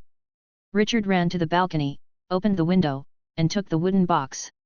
The wizard commerce, which could open a store within the academy, almost always employed academy inspectors as couriers. This was not only because there were many academy inspectors who patrolled the academy all day and the academy had not prohibited it, but also because these owls had very low wages. Employing these owls didn't require magic stones, only a lot of nuts and some pretty but useless gemstones were enough. Please sign here. The owl held out a piece of parchment, handed it to Richard, and after Richard signed, the parchment instantly caught fire. Transaction complete, contract fulfilled. Carrying the box back to his room, Richard laid out the materials one by one at one end of the table. Also on the table were various oddly shaped glass vessels, all of which were equipment Richard needed to use. Taking out the crystal ball that recorded magic potion recipes, Richard reviewed the content again. After confirming that the information matched his memory, Richard went outside the door and hung a "Do Not Disturb" sign. He didn't have many friends, the sign was mainly for Allie to see. Returning to his room, Richard put most of the materials back in the box, leaving only enough on the table to make one bottle of magic potion. Concentration potion, its effect was to physiologically help wizards calm down and prevent casting errors caused by severe pain and emotional agitation. Following the recipe, Richard took out a black fruit that looked like a plum. Gastrodia fruit has an anesthetic effect after consumption. The juice needs to be extracted and heated for about 10 minutes. Richard placed the fruit in a ceramic mortar and mashed it with a crystal pestle, then filtered it using a fine sieve and filter paper before putting it into a beaker to start heating. Next is the white rhinoceros horn, to be ground into powder. As he spoke, Richard took out a cracked horn from the materials. It wasn't easy to handle, and he had to use a magic dagger to chop it up, then slowly grind it into powder. After handling the white rhinoceros horn, Richard sequentially processed high sunlime, concentration grass, and other materials as recorded in the recipe. Materials prepared, now it's time to synthesize. Richard looked at the array of bottles and jars in front of him. In making magic potions, one thing must absolutely not go wrong: the order in which ingredients were added. The order of some ingredients affected the final product. The wrong sequence could turn a life-saving elixir into a deadly poison. Making magic potion required stability in 3 areas: steady hands, steady heart, steady magic power. When making magic potion, magic power often needed to be steadily outputted, never fluctuating too much. Richard fetched a small pot, made entirely of ceramic, with a few runes etched on its surface. This was an alchemy pot, an essential tool in alchemy. Following the recipe, Richard began adding the ingredients one by one, using magic power as a catalyst to facilitate their fusion. He was very careful during this process, because unlike magic equipment, if even one step in making a magic potion failed, the entire effort was ruined. Lastly, add blackbone stone powder, and if the material turns into a deep blue transparent liquid, the magic potion is complete. Richard cautiously added the white rhinoceros horn powder to the pitch black solution in front of him, and the liquid gradually changed color as the powder entered. Good, this is promising. Richard's expression brightened, and he continued adding the powder. But before long, the liquid suddenly bloop bloop produced a string of bubbles, then abruptly turned pitch black. With a bang, the liquid in the alchemy pot turned into a cloud of black smoke that filled the room. Richard's face darkened as he silently wiped the black ash from his face. It was clearly a failure. After cleaning the alchemy pot, Richard returned to his desk to reflect on his process. Experiments were like this: fail after fail, reflection after reflection, and then after tremendous effort, finding an answer, and sometimes the answer wasn't even what you wanted. My steps were correct, magic power input was stable, eliminating those 2 factors, that only leaves material handling and the amount of magic power input. The recipe provided by Yalad used many vague words regarding material handling and magic power input amount, not because he wasn't researching magic potion or couldn't be bothered to exert effort, but because precise handling of materials was extremely challenging. The origin of materials, their growing environments, and handling techniques all affected the materials. Conversely, differences in material quality also impacted the amount of magic power input required during their fusion. The wizard's solution to this problem was simple: practice makes perfect. As long as there was sufficient quantity, experience would guide the wizards to make the right choices. An alchemy wizard necessarily grows from thousands upon thousands of failures. But now, Richard thought of another solution. This potion, it can refine skills too, right? Chapter 36. Business District, Anna's Cottage. Sure, lending you 100 magic stones is fine, but why do you want to buy a concentration potion, and a superior quality one at that? Anna looked at her junior, wizard apprentice, in astonishment. This stuff isn't cheap. What do you need it for? Richard cleared his throat and presented the excuse he had prepared. Sister Anna, I'm also studying concentration potions. I think that the one Master gave me and the one sold in the business district must have something in common. Buying one might just inspire me. Inspiration. Anna gave Richard a dismissive look. We alchemy wizards believe in learning through extensive practice, not some elusive inspiration. However, although Anna said this, she went back inside the store and brought out a bottle of pale blue potion, 100 ml in volume. Here, a superior quality concentration potion. The store price is 30 magic stones, I bought it second-hand and the price doubled. While saying this, Anna shook the potion in front of Richard and smiled mischievously. Now selling it to you, how many magic stones do you think is appropriate? This. Richard looked at the potion, feeling torn inside. He didn't have many magic stones on him right now. You really thought about that? Anna couldn't help but tap on Richard's head. This stuff is priceless at the academy, it's considered high production if even one bottle emerges per month. You simply can't buy it with just magic stones. Then, are you giving it to me, Sister Anna? Richard's eyes lit up. Nice thinking there, Anna glared at Richard. Consider this alone. When you make a superior quality concentration potion later on, you owe me 2 bottles. Do you accept this condition? I accept, of course I accept, Richard nodded again and again, adding one last sentence. Sister Anna, you're so good to me. Anna's cheeks slightly reddened. Go on, hurry up and make your magic potion. I kind of regret it now, I should have asked for 3 bottles of superior quality magic potion. Back in his dormitory, Richard activated the miracle furnace with the potion. Material, superior quality concentration potion. Possible refinement skill, alchemy operation, incomplete. Refinement cost, 10 spiritual power. Possible refinement information, concentration potion formula. Refinement cost, 10 spiritual power. Initiate refinement. Can it really refine the formula of the potion? Richard looked at the information provided by the furnace and couldn't help feeling thrilled. If that's the case, can't I refine the formula of every potion sold at the academy? This wild idea made Richard tremble slightly, but he quickly suppressed it in his heart. Even if he managed to refine so many formulas, he wouldn't be able to sell them in the business district. Whether a potion was his own formula, the wizards would realize at a glance. Stealing knowledge was a serious crime, and Yalad wouldn't be able to protect him.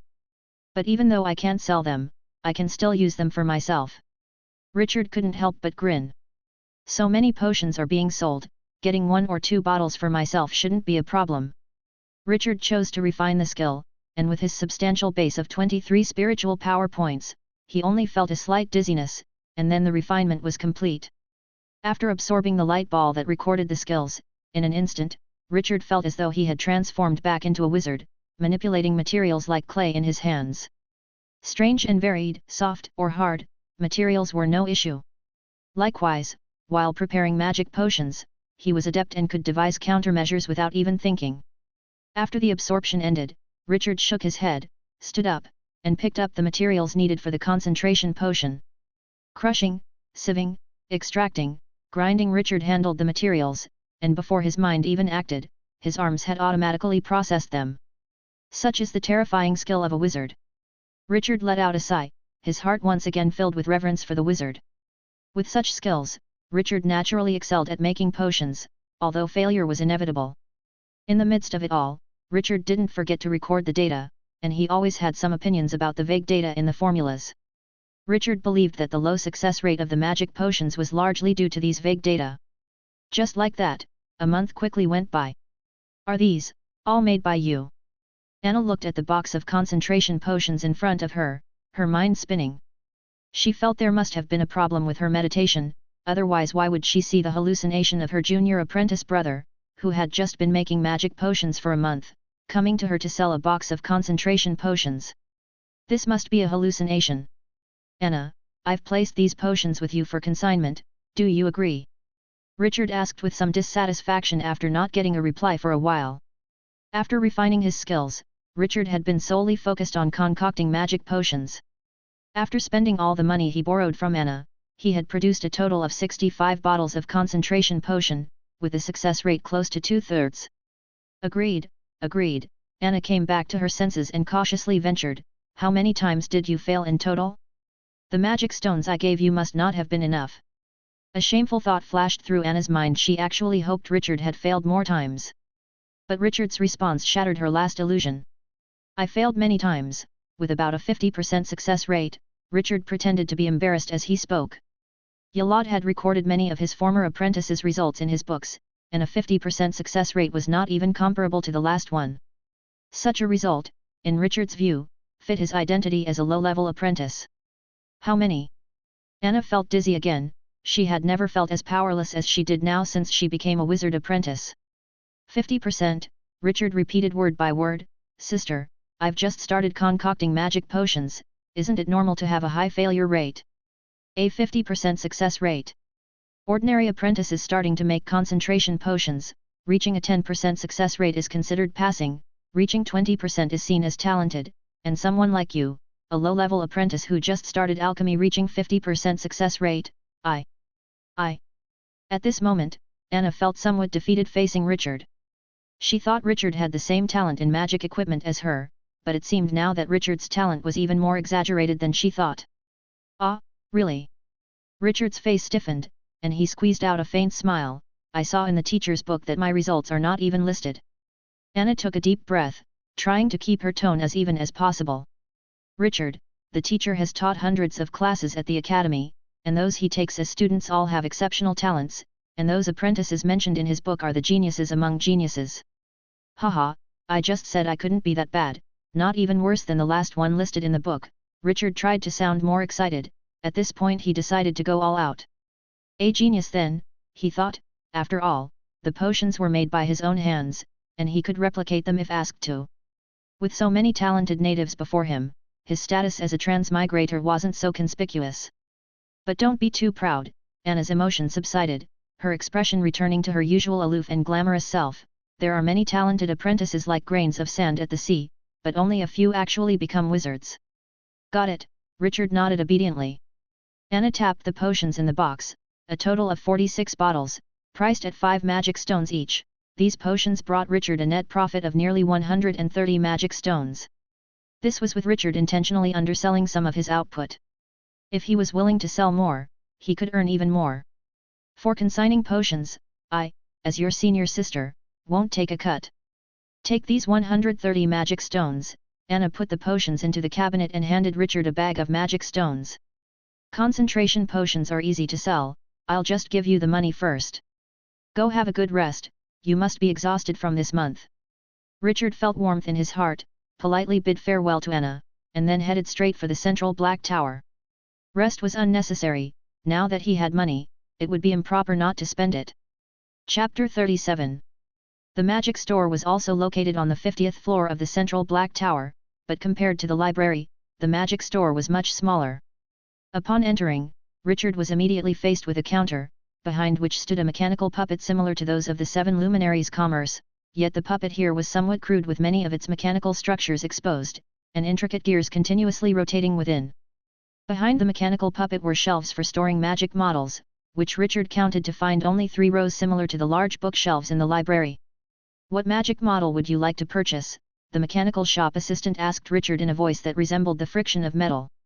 Lesser Fireball Technique, Ice Cone Skill. Richard stated the names of the spells he had already decided on. The power of the Lesser Fireball Technique goes without saying, an extremely powerful weapon among the low-level apprentices, and also one of the most expensive among the one-ring spells, costing 100 magic stones. Richard's decision to buy the Ice Cone Skill was sparked by a vague idea he had that there was something amiss with the Ice Cone Skill. The most up-to-date novels are published on Fruitnoelo.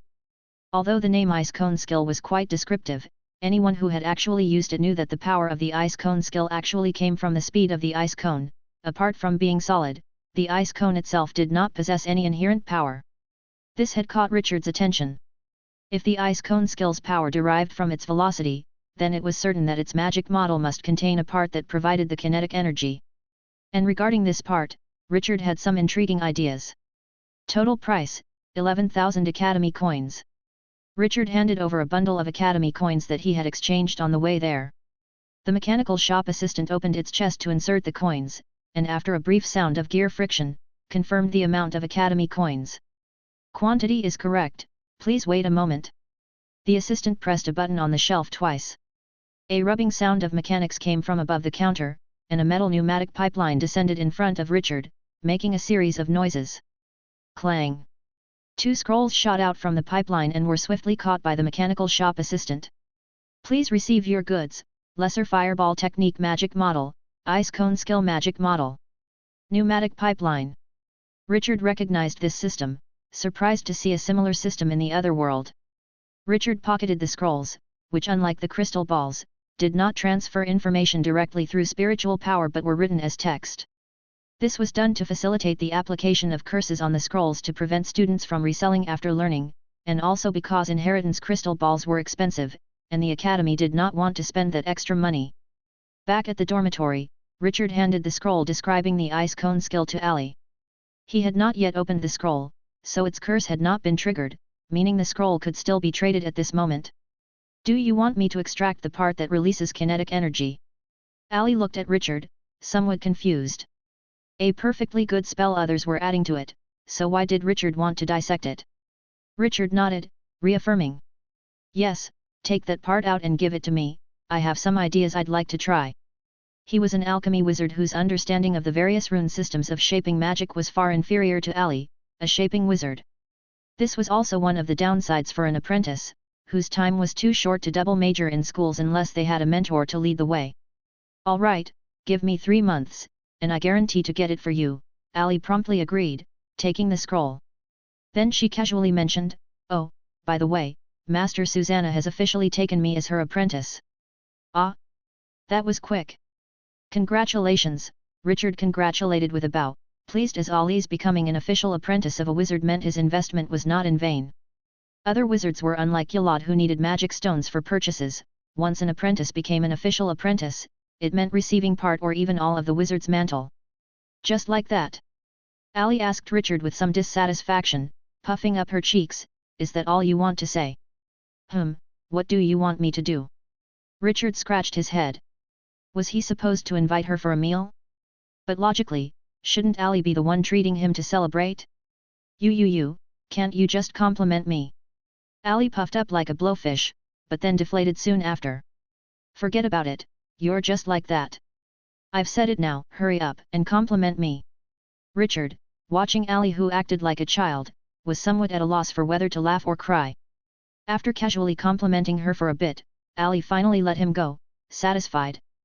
Back in his room, Richard didn't rush to peruse the scrolls, but rather took a handful of iron beans onto the balcony. Vuni, come eat the iron beans.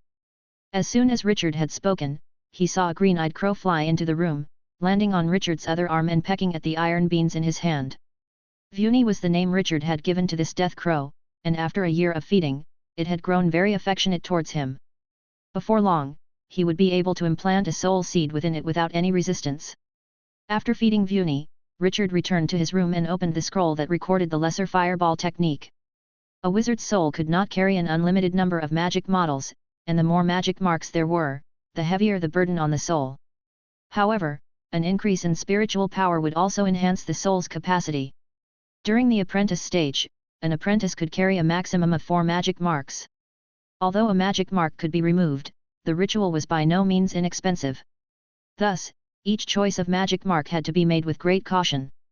As a shaping magic spell in the One Ring, the lesser fireball technique, with its substantial physical and elemental damage, was considered one of the highest performing spells available during the apprentice stage in terms of cost effectiveness. The scroll detailed a very complex 2-dimensional figure, densely filled with runes. However, from a distance, it would be apparent that the outermost ring of runes connected to form a circle. This was the origin of the spell's ring grade. But a ring only represented the complexity of a spell, not its power. Wizards often said there is no best spell, only the most suitable one. A spell is just a tool, and a tool only performs best when used in the right situation. Learning a memory magic spell was an extremely time-consuming and exhausting process, because inscribing a magic mark in the soul offered no opportunities to revisit like flipping through a book, it had to be completed in one go. If interrupted midway, not only would previous efforts be wasted, but sometimes it could also damage the soul, causing a permanent decrease in spiritual power. Fortunately, with the truth furnace, Richard spent just 5 points of spiritual power to solidly memorize the magic model of the lesser fireball technique. Once the model was memorized, the rest was easy. Richard sat cross-legged on his bed, entering a meditation state. Within the soul space, he used his spiritual power to form one rune after another, then arranged these runes in the air according to the order in the model. Once arranged, he continued to fill the runes with spiritual power until they merged with his soul. The process was slow, and Richard continued until dawn the next day to complete the integration. When the magic model was completely imprinted in his soul, Richard felt an inexplicable sense of weight. This weight did not come from reality, but from the soul. It indicated that his soul had taken on more load, and that he had succeeded. "I've finally completed it, just don't know how powerful this primitive version of the lesser fireball technique will be." Excitement flickered in Richard's eyes, he now absolutely had to blow something up. Chapter 38. The test zone, being the largest area of the academy, was predominantly closed off. The closed areas were the fee-based sections of the test zone, where both protection measures and testing facilities were very comprehensive. Although the open areas allowed apprentices free testing, using targets required the payment of target money. Richard went to the test zone's rental hall, hoping to choose a suitable area for testing the power of the subsidiary fireball technique. The rental hall was in the Roman style, with a huge vaulted ceiling, thick walls, and external buttresses and flying buttresses. Many counters were set up inside the hall, each manned by an apprentice. To more accurately test the power of this primitive version of the fireball technique, Richard chose a testing area that charged 1 magic stone per hour and included testing targets with dual physical and elemental damage capabilities. After paying, the apprentice behind the counter handed him a crystal card. Please go to Area 3, Test Chamber 4. Following the internal path of the test zone, Richard quickly found his test chamber. There was a slot at the door into which Richard inserted the crystal card, and the door automatically opened. Quite modern. The interior space of the test chamber was not small, roughly the size of a basketball court. As soon as he entered, Richard saw 2 humanoid targets at the far end of the area. These targets were made by wizards. The black one on the left could withstand 50 levels of elemental damage, and the white one on the right could withstand 50 levels of physical damage. There was also a white stone platform in the area, on which 2 crystal balls sat, each corresponding to one of the targets. Whenever Richard attacked a target with a spell, the power of the spell would automatically transfer to the crystal balls. This is rather convenient, Richard remarked. Although the wizard world had followed another path due to magic power, human instincts remained the same, trying to make things as convenient as possible for oneself. Approaching the stone platform, Richard focused his thoughts, and his magic power automatically gathered in his hand, forming a palm-sized red fireball. With a casual wave, the fireball struck the target like a shooting star. Boom! Elemental damage, fire. Damage level, 20. Watching the data within the crystal ball, Richard felt quite satisfied. This one lesser fireball had used nearly a quarter of his magic power, which was 50 points, but its power had reached the 20th level. Although this power was much less compared to the wizard-modified lesser fireball technique in the fireball magic wand, it was significantly more powerful than magic missile using the same amount of magic power. No wonder wizards say trickery is just a waste of magic power. The application of this spell on magic power is truly terrifying. Richard then tested the power of the fireball magic wand. Boom! Elemental damage, fire. Damage level, 49. Seeing the power of the fireball technique wand, Richard couldn't help but exclaim that knowledge indeed was power. The same lesser fireball technique, modified by a wizard, had more than doubled in power. Let's try the ice cone skill next. Richard pointed his finger at the target, and an ice cone instantly flew out, striking the target. Elemental damage, ice. Damage level, 0.1. Warning, please do not test physical attacks on an elemental target. Seeing the warning, a knowing smile appeared on Richard's face. The ice cone skill was essentially a spell cloaked in an elemental guise but relied on kinetic energy for actual damage. Richard shifted his target and shot out another ice cone. Damage type, puncture. Damage level, 5. Puncture damage. Richard's heart stirred, and he turned to the physical target, striking it with his great sword. When he returned to the stone platform, the type of damage shown within the crystal ball had changed to cutting. I didn't expect wizards to classify physical damage so finely, truly a civilization capable of conquering planes. Adhering to the principle of not wasting, Richard continued to test the power of his normal windcrow slash on the physical targets, registering 5th level cutting damage. He then activated his bloodline for testing and achieved 6th level results. An increase of 1 level, that's fairly decent, Richard thought, fairly satisfied with the results given that the first phase of his bloodline formula focused more on defense than attack, providing little enhancement to his strength when activated. This situation would change in the second phase. However, the resources needed for the second phase were not available within the Magical Beast Academy's area of influence. He would have to spend a significant amount of money at the Wizard Commerce. But for now, Richard was in no hurry to proceed with the second phase of bloodline alchemy. Firstly, he didn't need to venture on missions and spent all his time within the academy, so he didn't have a great need for increased power. Secondly, he was currently more eager to learn from Yalad. Yalad's knowledge was not merely theoretical, it included magic equipment design diagrams, magic potion formulas, and even higher-level meditation methods. Once learned, These were all convertible into luscious magic stones. Exiting the test chamber, the outside was brilliantly sunny. Richard shielded his eyes from the sun, thinking of gathering more materials to make another batch of concentration potions. He had many uses for magic stones and the market for concentration potions was substantial, so being industrious now meant earning more later. But just as he stepped outside, he heard a swoosh of fluttering wings above him. Looking up, he saw an owl flying before him, which seemed to be the one Chax used for sending messages.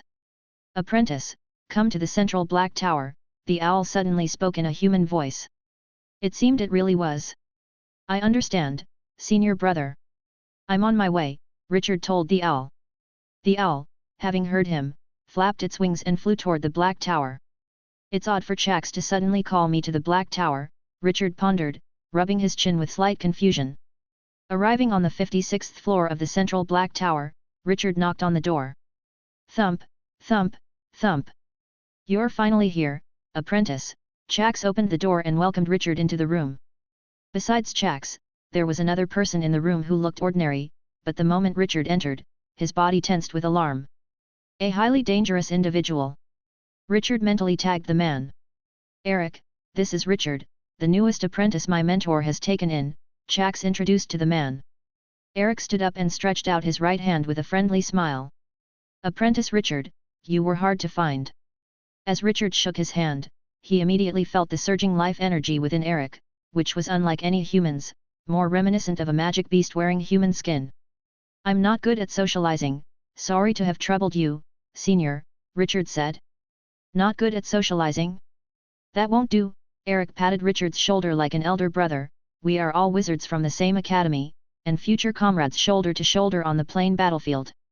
If you're not good at socializing, you'll suffer greatly in battle." Richard's mind raced, vaguely guessing Eric's intention likely an invitation to some sort of party or salon. Therefore, he nodded in agreement. "You're right, senior, but having just arrived at the academy, I barely know a few friends. Even if I wanted to socialize, I wouldn't know how." Hearing this, Eric glanced at Chax and conveniently pulled out an exquisitely embossed invitation from his sleeve. "Finding a channel is not difficult. I'm hosting an apprentice exchange meet tonight. Would you honor us with your presence, Junior?" Chapter 39. An apprentice exchange meeting. Richard accepted the invitation. "Exactly, it's a gathering for us official apprentices to get to know each other," Eric explained, and then added, "This time, almost all the official apprentices will attend." "I see." After exchanging a few more polite remarks, Eric, who had completed his task, stood up to take his leave, as he still had many more apprentices to invite, not just Richard. After he left, Richard asked, "Brother, what's the story with this senior Eric? He seems very powerful." "Powerful is right, he is the apprentice of the Deputy Dean Eric," Chax replied. "By the way, brother, do you have a date for tonight?" Chax suddenly winked at Richard. "If not, I can introduce you to a couple. Guaranteed to make your evening enjoyable." "No thank you, brother," Richard laughed, shaking his head as he declined Chax's kind offer. "I have a date." "A date?" Chax was surprised. His usually reserved disciple actually had a date, but he immediately leaned in, curiosity written all over his face. "You actually have a date? I thought you had long embraced the truth wholeheartedly and only had knowledge on your mind? Tell your brother, which school's apprentice? Who is the master?" "Plastic Energy and Curse Dual Schools, she's a disciple of Master Susanna." Richard didn't hide anything, after all, they were brothers, and they would spend a lot more days together. It was something he couldn't keep hidden if he wanted to. "Oh! Impressive, brother." Chax gave Richard an enthusiastic thumbs up. "Master Susanna hasn't taken on any apprentices in years, and this session she took one, and you managed to win her over." Richard just smiled, saying nothing. "Since you have a date, then I won't try to matchmake for you," Chax said, his smile fading as he became serious. "But before we go, I need to make things clear to you. The exchange meeting is just for fun, don't take all the boasting and flattery seriously, and don't waste too much time on so-called relationships. As long as you are strong, you don't need to maintain relationships, they will come seeking you. Just like today, you just stocked a batch of concentration potions at Sister's shop yesterday, and today Eric personally came waiting for your return. If you hadn't achieved anything, Eric would have just left an invitation for me to pass to you, instead of personally waiting here for you. Jax spoke with a grave tone, apparently having suffered in this regard in the past. Yes, brother, I understand, Richard responded seriously. Good to know, then get ready to go back. Jax stood up, patted Richard. Brother, I'm looking forward to seeing you dazzle everyone tonight, captivating the crowd.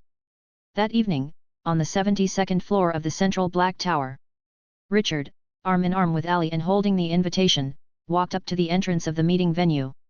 That night, Richard was dressed in a sharp black suit, a badge pinned on his chest, and his shoes were polished to a shine. Beside him, Ali wore a black long dress, her slim neck adorned with a sapphire necklace. This should be it. Richard, looking at the two humanoid mechanical guards at the door, thought to himself that Eric's arrangements were grand, even the mechanical puppets were humanoid. Ordinary wizards couldn't afford humanoid mechanical puppets. Richard took out the invitation from his pocket and handed it to the guard, who swallowed the invitation. Immediately, a sound of gears grinding came from its body. Identity confirmed, Master Yalad's official apprentice Richard, welcome to the exchange meeting. The guard bowed slightly towards Richard.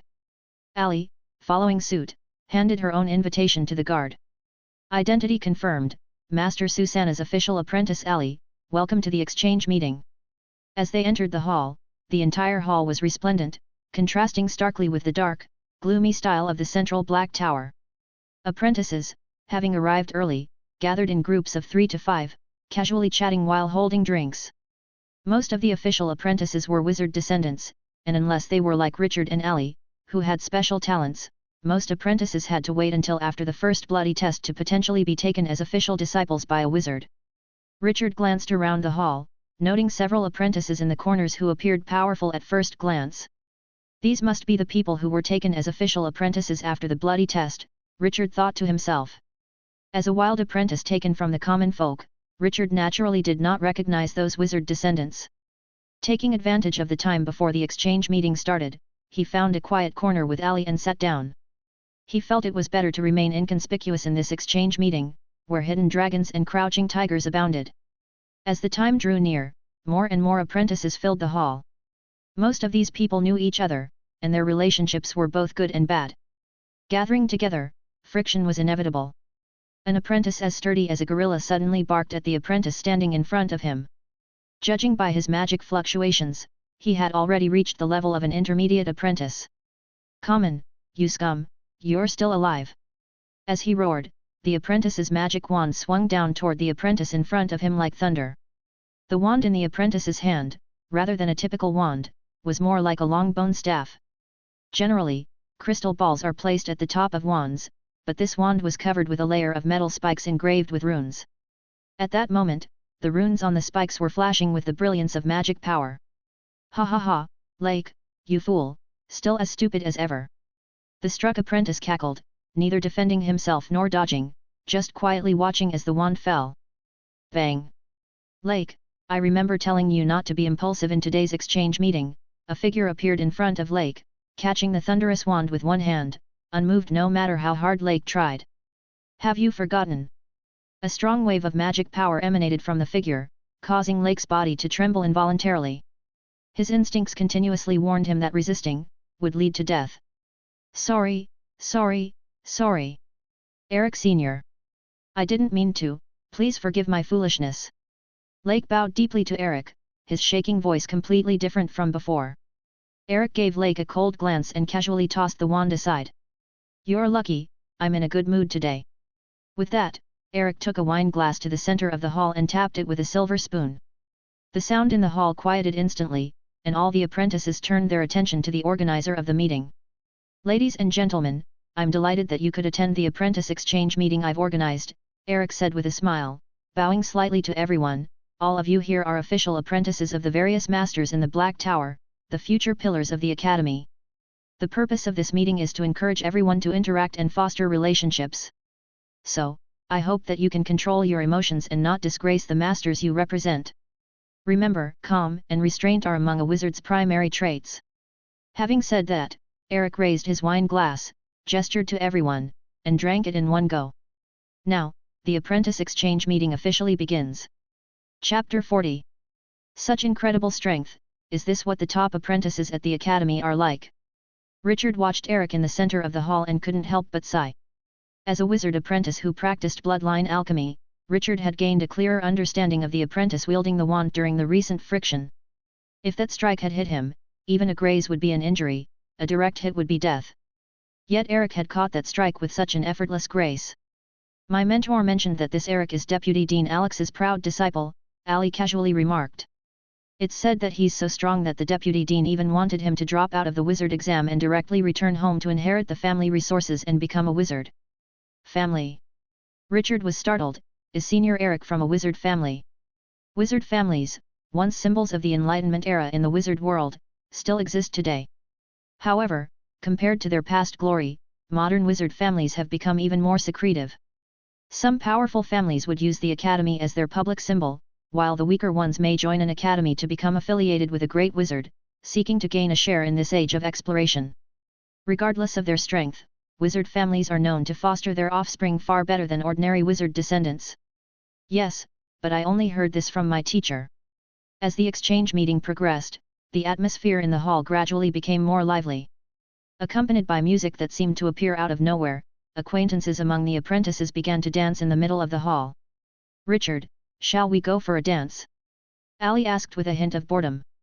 She was very familiar with this scene as the daughter of a wealthy merchant and had often attended balls organized by nobles. I'd rather not dance. Richard brushed off several apprentices who had come up to chat. Although he was reclusive, some well-informed apprentices recognized him. I'm not good at this. He regretted attending this exchange meeting. He'd normally be reading a book in his dorm or brewing magic potions during this time. Instead of wasting time chatting awkwardly with a bunch of apprentices with ulterior motives. Then let's go back. This exchange meeting doesn't feel much different from one of those noble gatherings. At the other end of the hall, Joseph was talking animatedly amongst a group of apprentices.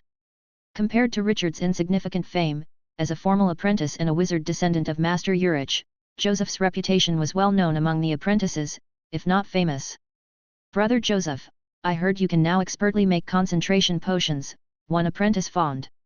Joseph downed his glass of wine in one gulp, boasting proudly, you heard right. My teacher has given me the recipe for the concentration potion. From now on, Urich's shop will have at least 50 bottles available each month.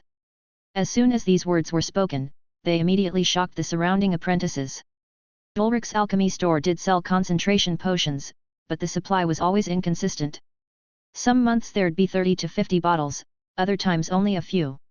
Hence, although the concentration potion was priced at 5 magic stones a bottle at Urich's shop, in apprentice trading, it often sold for a third more. And if output was low for several months, the price could easily double or more.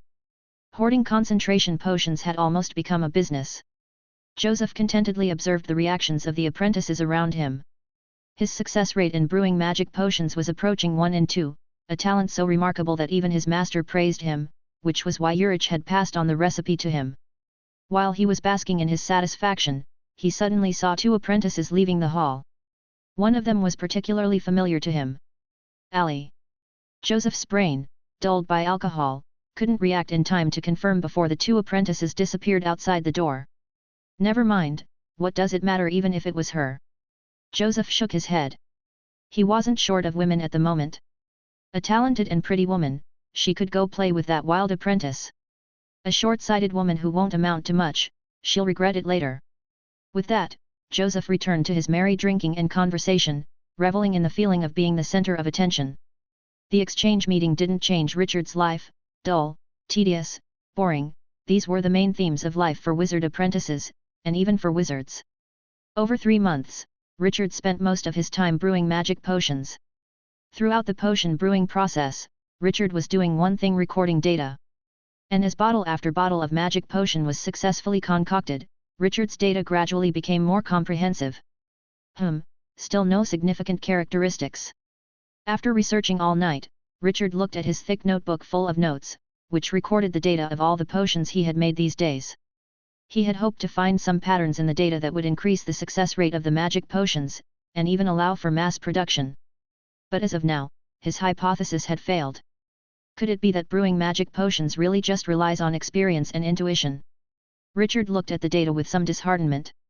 Wizards value empirical evidence. Numbers don't lie if there's no significant pattern, then there's no significant pattern. Richard tossed the notebook aside, beginning to ponder if he had missed something. Otherwise, it didn't make sense that he had conducted hundreds of experiments without discerning even a hint of a pattern. Just then, a knock came at his door. Ali stood outside, with dark circles under her eyes and yawning, handing Richard a stack of manuscript paper. "Richard, I've taken apart what you asked for. This ice cone skill is really amazing. After I deconstructed its rune structure, I found that most of its runes are for generating power, with only a very small part focused on condensing the ice cone. This is virtually impossible in other elemental spells." Richard browsed through the manuscript papers, which recorded Ali's process of deconstructing the spell, and at the end, Richard saw a magic model with only a circle of runes. "This is the source of power for the ice cone skill, I hope this is what you needed." Ali yawned, having hardly slept at all in the past few days, dedicating all her time to deconstructing spells for Richard. "Good, you've worked hard. This is very helpful to me." Richard ruffled Ali's hair. "You go back and rest now, you've worked hard these past few days." Then I'm going back." With the manuscript papers in hand, Richard returned to his desk and decided to switch gears. He wouldn't think about the magic potions for a while. "Ice cone skill. Let me think about what you can do." Richard flipped through Ali's manuscript papers, which thoughtfully recorded the efficiency of this circle of runes in converting magic power.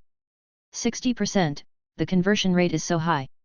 Richard was surprised by the record on the manuscript papers. A 60% conversion rate meant that for every unit of magic power he inputted, 0.6 units were converted into the kinetic energy of the ice cone. If this conversion efficiency were applied to the internal combustion engine of his previous world, the Nobel Prize would have to be renamed after him. But he immediately realized that this value was theoretical, and it changed with the rune carrier. The higher the carrier's magic conduction efficiency, the closer it approached 50%. Converting magic power, magic power. Suddenly, Richard froze. He had just realized what he had been overlooking. He had recorded the physical changes of the materials, the chemical changes, and even various trivial data, but he had completely omitted to record the magic power changes in the potions during alchemy. His experiences from his previous life had blinded him in this world of magic power. Magic power should be the most important part of a magic potion. An epiphany struck Richard, and he dashed out of the room, only to run back into the room. Taking the stairs was too slow. He leaped out of the balcony window, then sprinted toward the commercial district. He needed a little help now. Chapter 41. Do you have any tools to detect magic power intensity? Anna yawned, somewhat displeased as she tapped Richard's head. "You come to find me so early in the morning just to ask this." Though she was tolerant of Richard, being woken up still left her a bit grumpy. "Sorry, Sister Anna. It's just that I suddenly had an idea and couldn't help it." Richard scratched his head awkwardly and only realized it was dawn when he saw Anna yawning while opening the shop door. "Forget it, I forgive you." Anna casually took a seat in a chair. "There are indeed tools to detect magic power intensity, and lots of them. What kind of magic power intensity are you trying to detect?" Alchemy materials, herbs, things like that." "Alchemy materials? Then use a magic probe. I'll go get it for you." Anna turned around and headed into the back of the shop, fetching a bronze needle about a foot long. "You've come to your senses." Anna tapped the table and handed the bronze needle to Richard. "Stick this thing into the material you want to test, then watch the runes that light up on it." "Okay," Richard took the probe. "But why do you want to test for magic power?" "The quality of the materials from 7 luminaries' commerce may vary, but they range from passable to excellent. They would never sell substandard goods." Anna sat back down, resting her chin in her hand as she looked at Richard curiously. Richard scratched his head. "To put it simply, I plan to refine, not really refine, but I intend to make the master's formula more precise." "Refine the formula?" Anna's expression changed abruptly. "You've only learned alchemy for a few days, and you want to alter the formula?" "Hey!" Richard was startled by Anna's reaction. "It's not altering, it's making precise." Richard felt compelled to emphasize, "The formula given by the teacher is too vague, and there's no way to improve the success rate of making magic potions using that method." "Stop! Richard, listen to me, stop your thoughts." Anna burst forth with magic power, instantly suppressing Richard. Under the overwhelming force of this magic power, Richard couldn't even move a finger. Is this the difference between a low-level apprentice and an advanced apprentice? Richard was shocked to think. Though he had witnessed Eric's strength at the exchange meeting, it was only when he personally faced an advanced apprentice that he realized how powerful they really were. Listen to me, Richard. Anna calmed herself down and then released the suppression. Richard, I know you're a genius, an even more brilliant one than me. But you must understand, no matter how talented you are, you're still just a low-level apprentice who has just started learning alchemy. Your understanding of alchemy doesn't even compare to me and Jack's. Anna tried to make her voice as gentle as possible, knowing that at Richard's age, it was easy for him to become defiant. The knowledge the teacher provides us, be it formulas or designs, has all been personally tested by him. If you follow his formulas, you might still fail, but you definitely won't be facing any danger. Do you understand? Anna's eyes held a hopeful look. She had done similar foolish things before, and if Yalad hadn't discovered it in time, she would be nothing but bones now. She didn't want Richard to repeat her mistakes. I think you're being a bit too sensitive, Sister Anna. Let me repeat, I'm not altering, but making precise. Richard explained somewhat helplessly. Anna's reaction was almost like PTSD. Anna wanted to keep persuading him, but Richard immediately interrupted her. If you're worried, Sister Anna, could you come with me? Nothing will happen to me with you protecting me.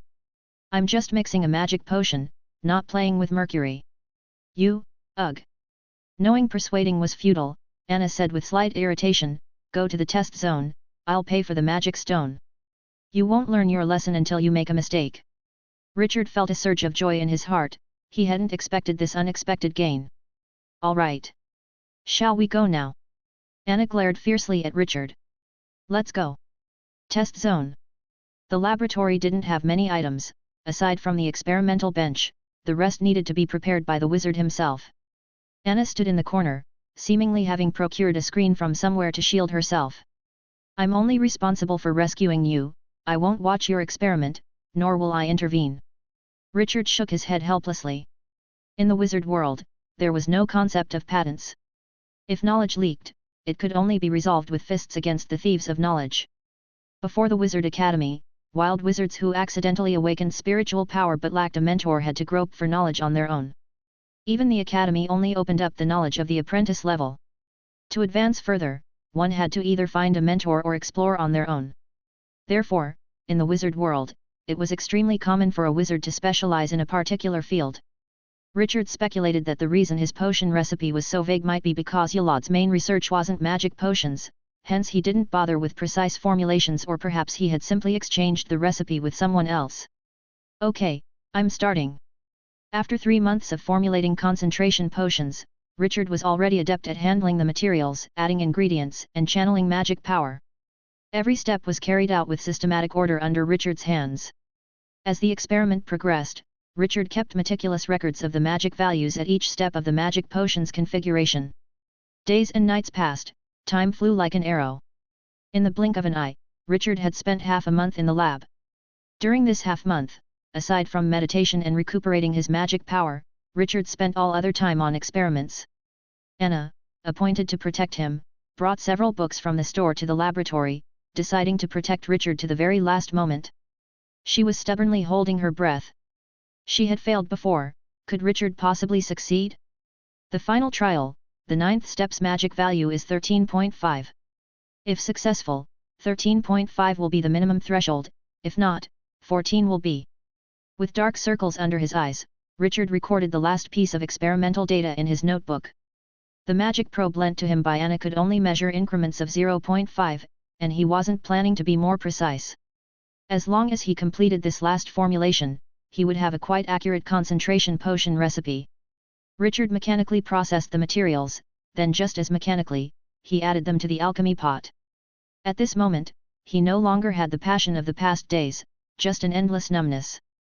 Repetitive work is the biggest drain on one's enthusiasm.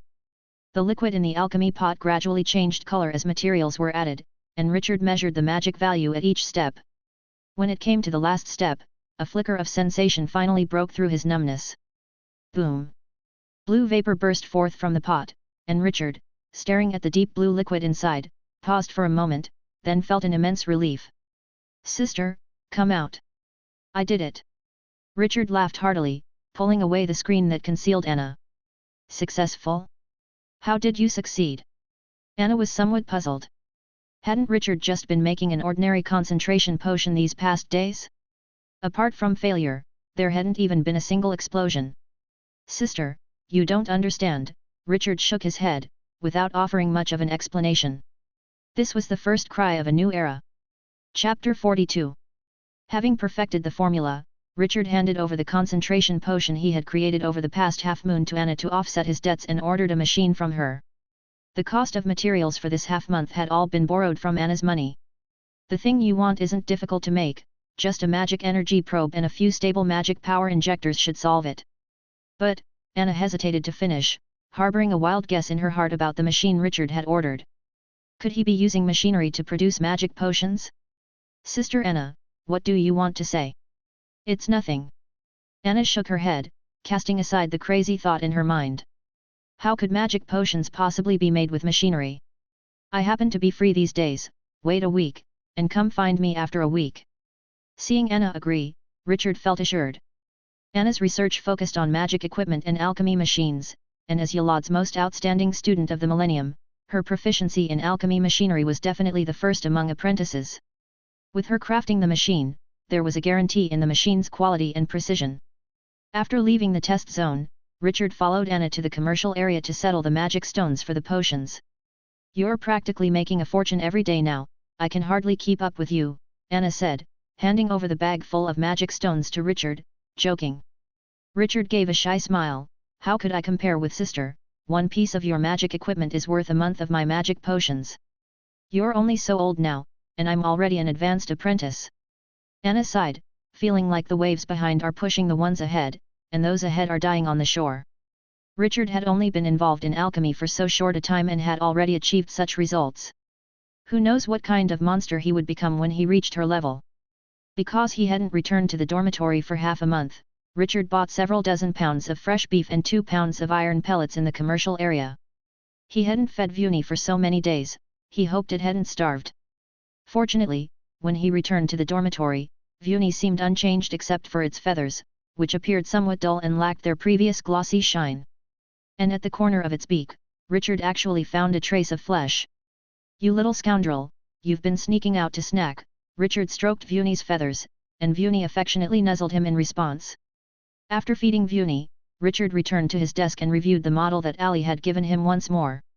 The disassembled rune array could still be used as a spell, but now Richard needed to consider how to make this spell more useful. The ice cone skill, after being released, undergoes a lengthy acceleration process. Richard, holding a feather pen, drew casually on the draft paper. Continuous acceleration, isn't that similar to a rocket? The flight of a rocket requires continuous fuel consumption to reach maximum speed, whereas the ice cone skill uses the kinetic energy affixed to the ice cone by the spell to gradually accelerate. So if he were to repeatedly apply an acceleration spell to the ice cone during its acceleration process, wouldn't the projectile have a longer range and greater power? Richard felt he had found the key point. But an idea was just an idea, realizing it into reality would require considerable effort. If Richard wanted to make this piece of magic equipment, he would need to find the right carrier material for the spell and then design the layout for the rune positions as well as the magic conduction circuit. Next would be to simplify the number of runes in the spell as much as possible. The more runes there are, the more magic power needed, and the greater the heat loss. If he were to inscribe with the current number of runes, Richard wouldn't need trial materials but go straight for mithril. But mithril, which alchemy wizard doesn't covet it? How could it be that an apprentice like himself could get his hands on it? According to Richard's design, this piece of magic equipment should have a long and narrow acceleration channel, with the kinetic energy spell inscribed at different positions along the channel to fully act upon the launched entity. Richard translated his ideas into a rough draft and, after several revisions, a very crude, wizard-style firearm emerged on the paper. This really is destiny, Richard couldn't help but laugh as he looked at the draft. With a preliminary design in place, Richard began the manufacturing process. First, he asked Ali next door to reduce the number of runes for the kinetic energy spell as much as possible, and she readily agreed to his request.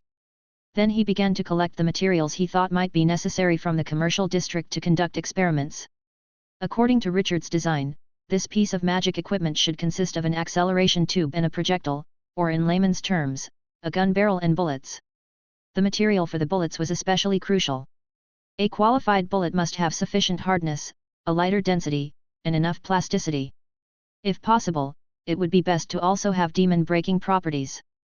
But collecting materials was a tedious affair, and after trying for a while, Richard suddenly remembered he had previously made the acquaintance of an apprentice who dealt in alchemy materials. That's quite a lot of stuff. Kevin looked at the list Richard had drawn up. He'd been in the alchemy business for a while, but even after looking at Richard's materials list, Kevin couldn't guess what he was up to. I need to experiment, which inevitably means trying a variety of materials, Richard replied nonchalantly. I can keep an eye out for these items in the commercial district for you.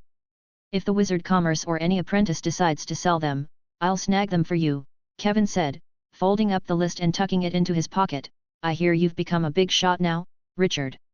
What big shot am I? I'm just riding on my mentor's coattails, Richard said, waving his hand dismissively. Too much modesty is pride, Kevin said as he stood up to pour a cup of tea for Richard. The concentration potions from Anna's cottage have quite a reputation in the commercial district. Every apprentice who's tried them says they're more stable than the potions from Ulrich's alchemy store. Ulrich's alchemy store? Richard asked, puzzled.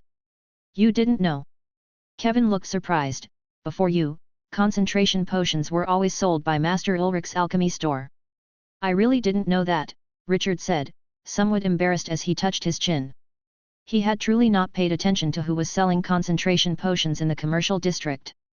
The Academy's market for concentration potions was large, he hadn't yet reached the point of competing with others.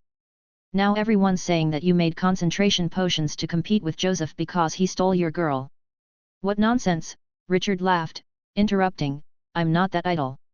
Even if you don't mean it, people think that way. Kevin paused, and indeed, because of you, the concentration potion business at Ulrich's alchemy store has shrunk a bit.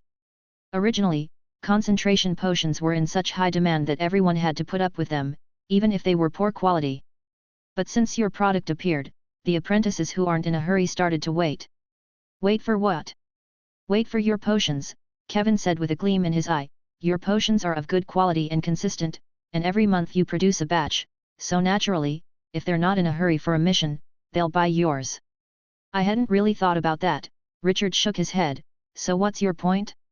Just say it. Ha, Richard, you still have that temper. It was the same on the airship, and it's the same now, Kevin laughed before stating his proposal. I want to be your agent for magic potions. Chapter 43. An agent? Why would I need an agent? Richard countered, I'm doing just fine selling magic potions as is. Why let another person into the share? No, you misunderstand me, Kevin hurriedly waved his hands, I'm not after your magic stones, I just want the sales rights, that's enough for me. All the profits from the magic potions go to you, I won't take a penny. Not take a penny? Then what do you earn? Richard stared into Kevin's eyes and continued to ask, and you still haven't answered the question. Why would I need an agent? For safety, because you have a grudge with Joseph, you've affected his business, you have the woman he wants, because he has enough magic stones to have someone curse you. Kevin's gaze was fearless. He met Richard's eyes head-on and presented his reason. An agent would be a shield before you, a whistle. Any curse coming through the magic potions would have to go through me first. Kevin's reasons were sound, and this forced Richard to consider the value of the proposal. I need some time, Kevin, Richard stood up, I need to verify what you've said. If you've lied even a tiny bit, this deal is off. Every word I've spoken is true, I swear upon my family name, Kevin swore solemnly. 56th floor of the Central Black Tower. An agent? Indeed, there is such a role.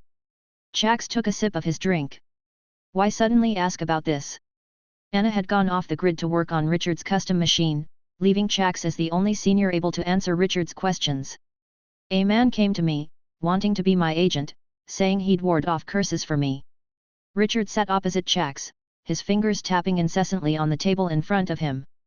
Moreover, he doesn't want a share of the profits, just the sales rights. That's normal, agree to it, Jax said casually. What he says is true, agents can indeed shield people from curses. With an agent as a whistleblower, you have to worry a little less about curses. And they do have their advantages. Richard frowned, what do you mean? A shrewd gleam flashed in Jax's eyes, little brother, Concentration potions are hot commodities in the academy, not just anyone can get them. You give the potions to him, and who he sells it to becomes his right. He just needs to hold back a few bottles and he can trade them for favors and magic stones from those desperately in need of magic potions. I see, Richard realized. This is a win-win deal, I suggest you agree to it. Master Susanna might belong to two schools, but as an apprentice, she surely focused on the shape-shifting school. It's safer to have an agent as a shield. Richard stood up. Fine, I've taken up enough of your time, senior brother. That's no trouble, Jax waved his hand, just a bit of experience, stay longer at the academy and you'll understand too. Returning to Kevin's room, Richard and Kevin signed the agent contract. Richard handed over the sales rights of the concentration potions to Kevin, but retained control over the pricing. The contract allowed Kevin to purchase 10% of the potion production for himself. This 10% would be sufficient for Kevin to amass substantial favors.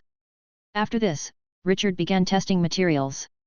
All sorts of bizarre ingredients were continuously delivered to him by Kevin, and during this time, the machine custom ordered from Anna was also completed. It was a strange machine in Anna's eyes. It was divided into upper and lower parts. The upper half held storage tanks for the ingredients, while the lower half housed an alchemy pot. The storage tanks would deposit ingredients through an opening at the bottom into the alchemy pot, which would activate a stable magic conduction transmitter upon receiving the materials, conducting magic power into the mixture within the pot. A magic probe was installed inside the alchemy pot, and when the liquid's magic power inside reached the standard, it would stop the magic conduction transmitter and activate the second storage tank for depositing. Once a bottle of concentration potion was ready, the bottom portion of the alchemy pot would automatically open, transferring the potion into a bottle, then starting the next cycle. The entire machine was roughly the size of a wardrobe. Each operation used up 3 magic stones and could complete 10 cycles of potion brewing.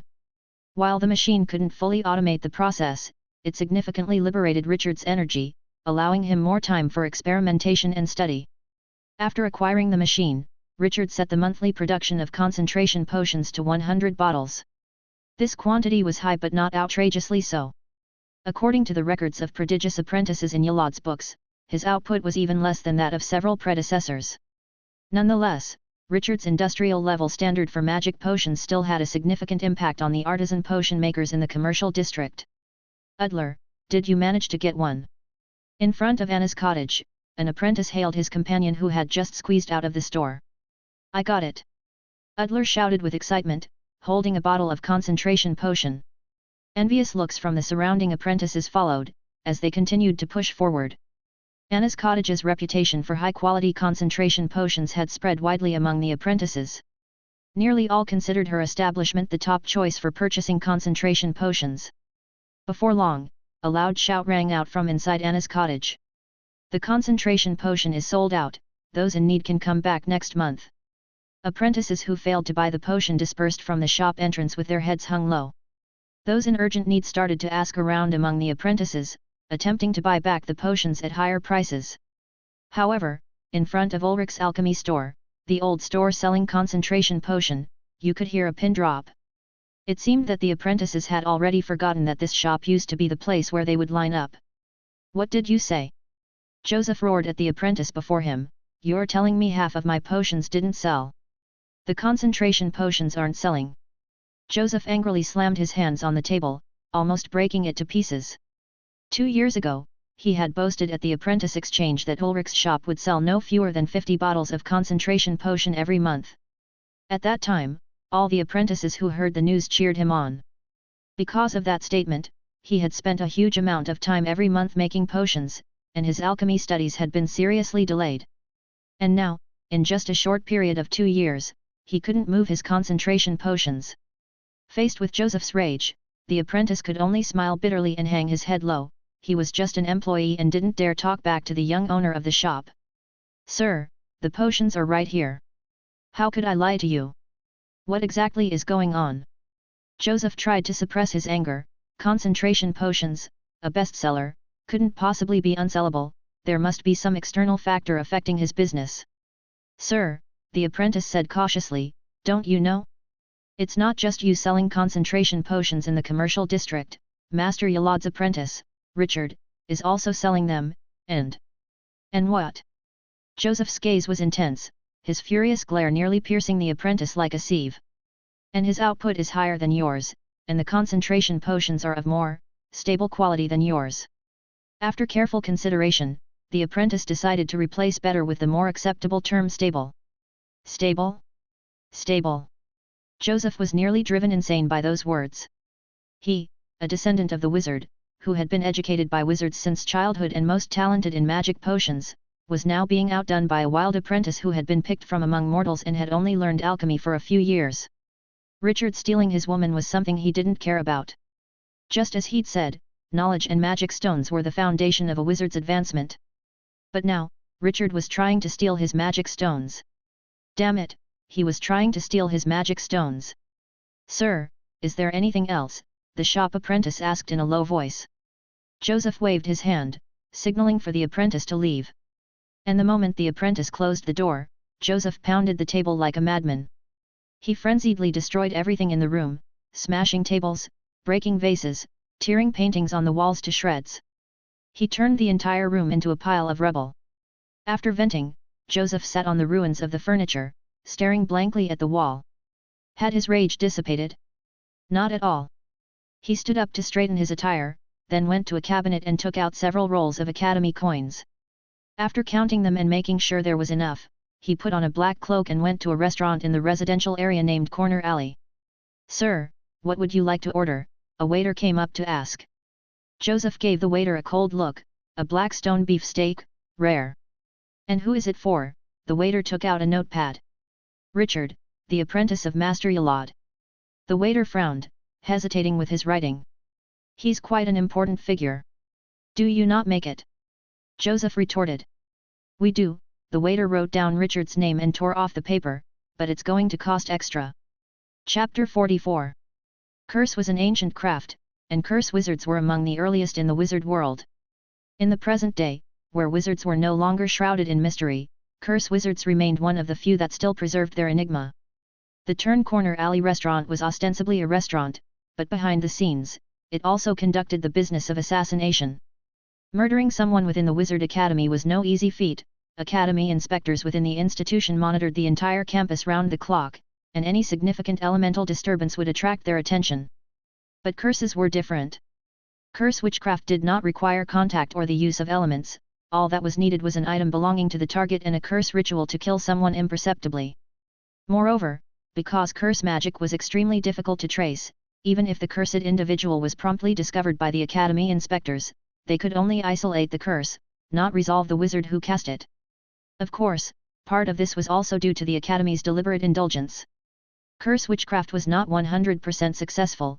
The greater the power disparity between the curse wizard and the cursed individual, the lower the chance of a successful curse. When the cursed individual's power exceeded the curse wizard by a complete tier, the probability of a successful curse could be regarded as negligible. This was the sword hanging over the heads of many apprentices, compelling them to strive and become stronger.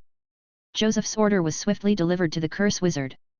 Since Richard's magic potion was not difficult to find, Joseph didn't even provide a medium for the curse. The curse wizard placed Richard's crafted magic potion onto a stone altar, which was covered in runes drawn with blood. The moment the potion bottle touched the altar, a chilling howl filled the air. Unperturbed by this, the curse wizard set the potion bottle down and then sliced open his own wrist, using his fresh blood to feed the altar. He continued to feed it while simultaneously mobilizing his magic power and chanting an unknown spell. After the chant was finished, the wizard placed a curse worm on the altar, and in an instant, black flames surged from the worm. At the same time, Kevin, who was reading in his dormitory, suddenly found dark flames erupting from his body. "Fuck, a curse." Without a moment to think, Kevin immediately pulled out a glass vial from the pocket at his waist. Inside was a plump white curse worm. Kevin smashed the vial and grabbed the worm. The dark flames instantly transferred onto it. But due to the poor quality of his curse worm and the curse wizard's overwhelming strength, after the curse transferred, the worm rapidly began carbonizing. Once the curse worm died, the curse would descend upon him again. At this critical juncture, Kevin gulped down a concentration potion from beside him. In moments of urgency, one must not panic. As the effects of the potion took hold, Kevin's mind quickly calmed. He had two things to do: first, ensure his own survival. Second, warn Richard. Once the curse worm was fully carbonized, the black flames reignited on Kevin's body, but the concentration potion dramatically reduced his sensation of pain, so much so that he could still move freely. Bang! Kevin ran to the window, leaped out with force, and began shouting into the air. A curse! There's a curse! It didn't take long for Kevin's commotion to attract the attention of the academy inspectors. A huge owl swiftly flew to his location, isolating the curse from him. Apprentice, you are safe now. But there's someone else cursed. Kevin shouted at the inspector, in room 215 of Building 4, there's another apprentice cursed. He's a formal apprentice of Master Yalad. Kevin had dealt with these inspectors before and knew that although they might appear as a group, the souls of each owl were interconnected. By informing one, the rest would receive the message. To prevent the owls from slacking, he had specially emphasized Richard's status. Simultaneously, as Richard, who was reading in his dorm, found black flames igniting on his body. A curse! Richard's brow furrowed. He immediately took out a prepared curse worm to temporarily shift the curse's effects, then swiftly left his room and burst into Ali's. Ali, curse! Richard could only manage to utter those two words before the black flames reignited on his body. Ali hurried to the desk and pulled out a curse worm from the drawer to hand to Richard. After temporarily transferring the curse, Ali pressed down on the curse worm with one hand while summoning magic power and chanting ancient spells with her mouth. The curse wizard furrowed his brows, sensing Ali's resistance. Is there a colleague helping out? The curse wizard took out a dried toad from his bosom, carefully broke off a small piece, and tossed it onto the body of the curse worm. Instantly, the black flames on the curse worm grew more intense. Ali, noticing the change in the curse, turned pale in an instant. Competing with magic tools. Her face set with determination, she too pulled out a black finger bone from the drawer and swallowed it whole. Competing with magic tools? She was the only disciple of Master Susanna. Feeling the curse hindered once more, alarms went off in the curse wizard's mind. He almost knew all the curse wizards who could withstand his move, and if any of those were challenging him, it would be absolutely impossible to kill Richard before the academy inspector arrived.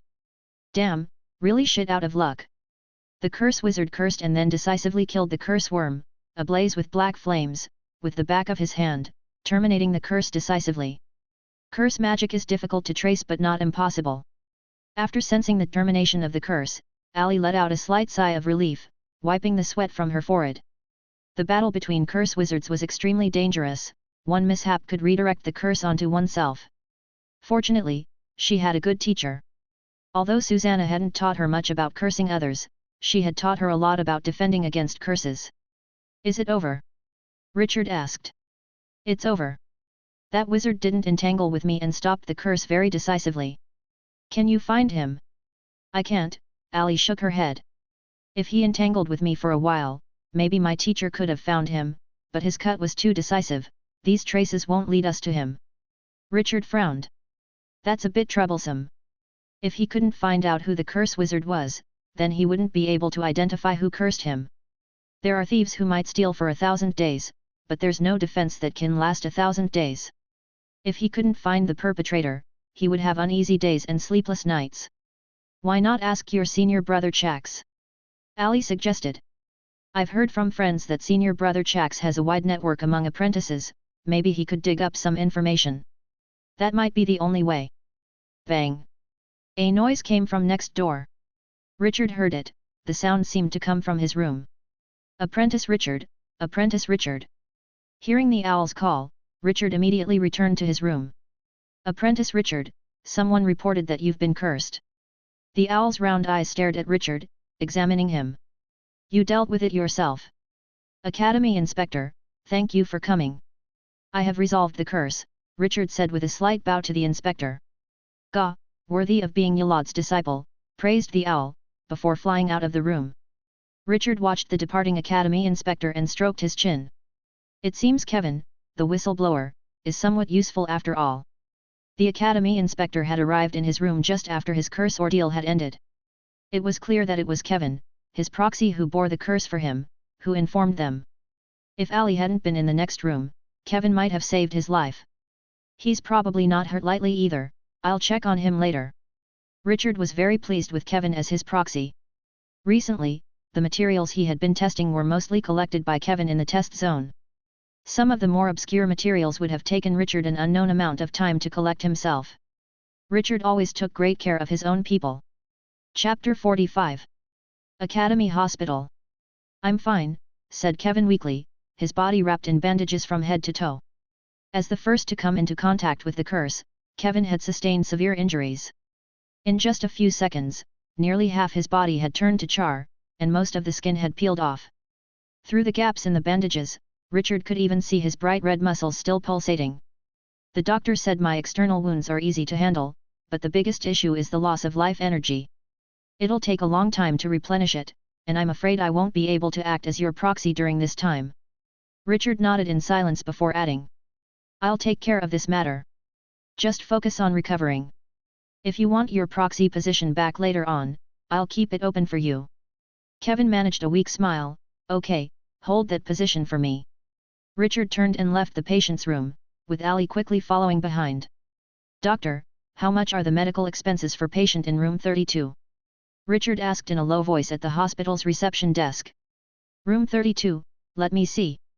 Minor healing technique, 500, limb regeneration technique, 1200, life energy supplement, 300, the total comes to 2000 Academy coins. Would you like to pay with paper currency or magic stones?" Richard took a stack of Academy coins from his chest, counted out 20, and handed them to the doctor. Although Kevin's injuries were a consequence of becoming his proxy, Kevin had been very efficient in collecting materials for him lately. The two had thus developed some rapport. The 2000 Academy coins were merely the profit from 5 bottles of concentration potion. Paying wasn't an issue, as he and Kevin would have more long-term cooperation. After leaving the hospital, Richard headed straight for Central Black Tower. On the 56th floor of the Black Tower, Chax was, as usual, lazing around and drinking. But with a loud bang as the door opened, he quickly sat up straight. "Sister, I was researching." "Richard? You scared me." Seeing who it was, Chax's body instantly relaxed again. "Why such a commotion, little brother? Who has upset you?" Then, noticing Ali behind Richard, Chax sat up straight once more. "Isn't this Ali?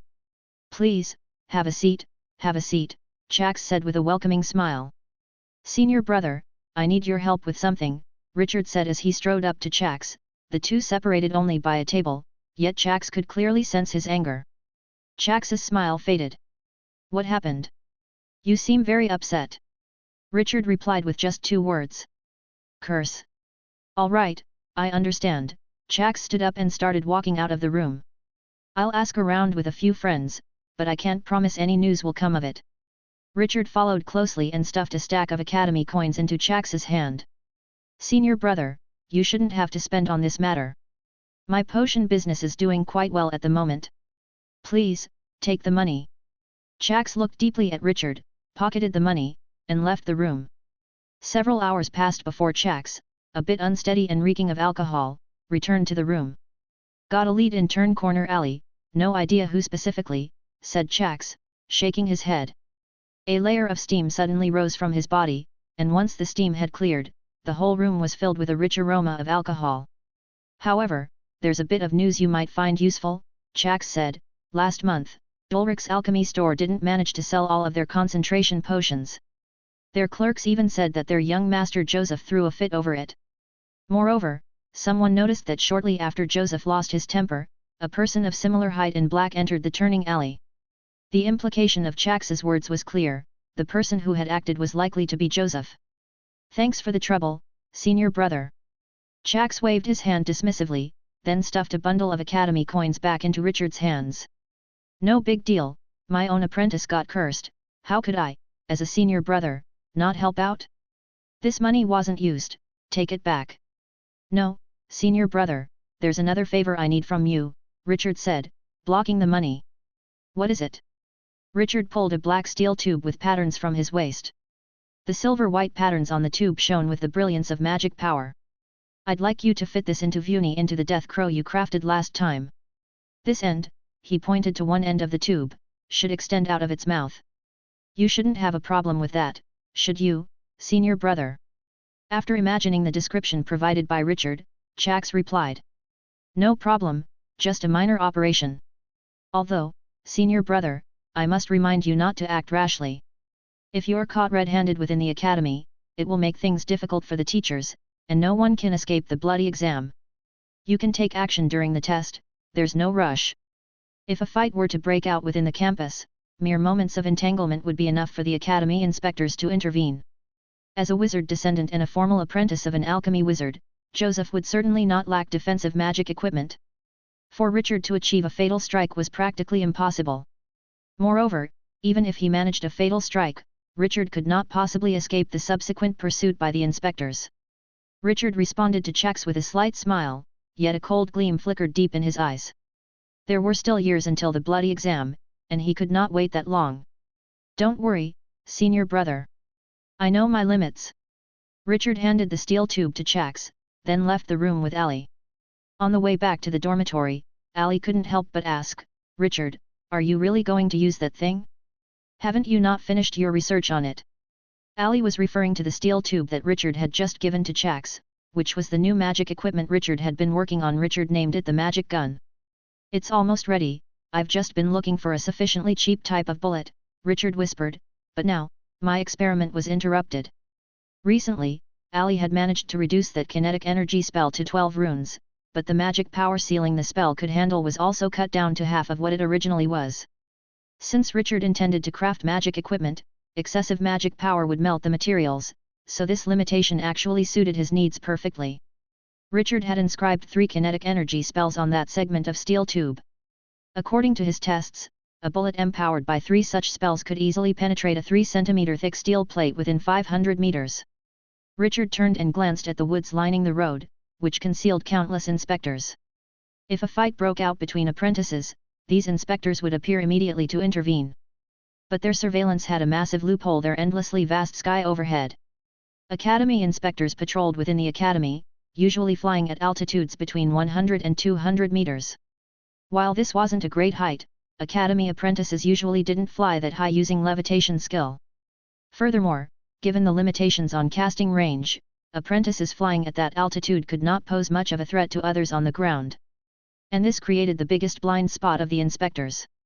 The surveillance above 200 meters was non-existent, and Richard could easily control Vuni to fly at an altitude of 500 meters. The world was never two-dimensional. Chapter 46. Back in his dorm room, Richard set Vuni free, guiding it towards Chax's laboratory. During this period, Richard had completed the implantation of the soul seed.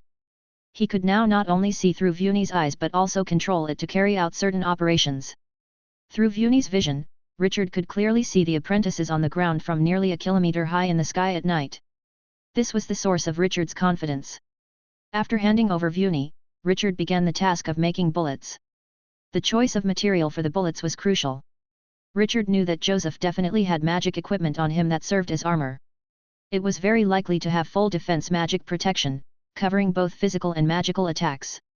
To breach this protection, Richard decided to invest heavily, opting to make bullets out of a demon-breaking metal, sold for 1 magic stone per gram. This type of metal had a certain degree of demon-breaking properties. Upon contact with a magic barrier, it would wedge the magic aside, making it the best choice for breaking through defense magic. Shaping, grinding, polishing. Richard spent a whole night making the bullets. By the dawn of the next day, 4 deep grey bullet heads with tapered tails lay on his table. With the bullets ready, the next step was to test their power and how to mitigate strong wind interference. According to Richard's plan, he would control Vuni to fly at an altitude of 500 meters to shoot, but this brought up another issue: avoiding wind interference. Given the high speed of the bullets, even a slight gust could send the bullets off course by a significant margin. Perhaps a spell could counteract it, Richard mused while looking at the bullets. Although the anti-magic properties of the metal might interfere with or even nullify the effects of spells, that weakening process needed time. And he only required the spell to last less than a second to counteract the wind's interference. This weakening process was of little concern to him. With his idea in mind, Richard added a structure similar to a shell at the end of the bullet. This structure was edged with a spell known as airflow barrier, allowing the bullet to fly without disturbance from airflow during its trajectory. Ka-ah! Ka-ah! Suddenly, a series of crow cries came from outside the window. Richard turned to see the modified Vuni return to the balcony. From the outside, Vuni looked unchanged. But when Richard controlled it to open its mouth, a steel pipe startlingly protruded from its throat. A piece of parchment was tied to Vuni's leg. Richard opened it and found written instructions on feeding Vuni. After the modification, Vuni could no longer eat with its beak, so Chax had installed a mouth on Vuni's abdomen. The food could be chewed by this abdominal mouth before being sent directly into the digestive system for digestion. Richard enticed Vuni's abdominal mouth, which was concealed by feathers, to open wide. Instantly, a gaping, sharp-toothed orifice appeared before Richard. He fed flesh into it, and within seconds, the piece of flesh was reduced to minced meat and sent into Vuni's digestive system. Curse Wizard's creature modification. Truly boundless imagination, Richard remarked, then took Vuni to the test zone. After renting a secluded area to avoid surveillance by the Academy inspector, Richard spent 10 magic stones to rent a metal target equipped with a magic barrier. Controlling Vuni to fly close to 500 meters in the air, Richard carefully adjusted Vuni's position. At such a height, a slight deviation could lead to missing the target. 3, 2, 1, fire. Richard counted silently, then used magic to activate the magic equipment. Magic flowed through the magic conduction circuit, activating rune after rune. Shortly thereafter, the power spell was activated, and the bullet started moving. Bang! Sparks erupted on the metal target. Its built-in magic barrier only slightly reduced the velocity of the anti-magic bullets, but the bullet that passed through the barrier easily penetrated its metallic body, leaving behind a bullet hole with burnt edges. Good effect. Richard smiled satisfiedly as he looked at the bullet hole. Next, Richard tried targets with double and triple barriers. In the end, he confirmed that the effective lethal number of barriers for the anti-magic bullets was 3. Beyond 3 layers, the bullet would lose all potency. This power is enough. If he can deploy 4 layers of protection and I still can't kill him, Richard muttered as he touched the bullet hole, I'll accept that. The news of the failed curse quickly reached Joseph's ears. The people from Turn Alley refunded half of the deposit to indicate that they were abandoning the business. The other half that wasn't given was their payment for the attempt. A bunch of useless wretches. Joseph slammed his fist onto the table, creating a big dent on the surface of his newly purchased desk. Though he had prepared himself for this outcome, this did not quell his towering rage. He had hired a senior curse wizard from Turn Alley. Accordingly, even if Richard had proxies and curse wizards to help him, shouldn't this curse have at least caused him some injury, if not his life? But why hadn't he heard any news at all? News of an alchemy apprentice, flourishing in the business district, being severely injured by a curse couldn't possibly stay contained. But now, all was calm. Joseph paced around his room anxiously. If Richard didn't die, his magic potion business wouldn't possibly recover. He had seen Richard's magic potions, their nearly terrifying consistent quality sent chills down his spine. How could someone produce 100 bottles of magic potion a month and yet maintain almost the same quality? Ultimately, after pacing countless times around the room, Joseph swept up his sleeves, approached a drawer, and took out a curse worm and a scarecrow-shaped magic equipment.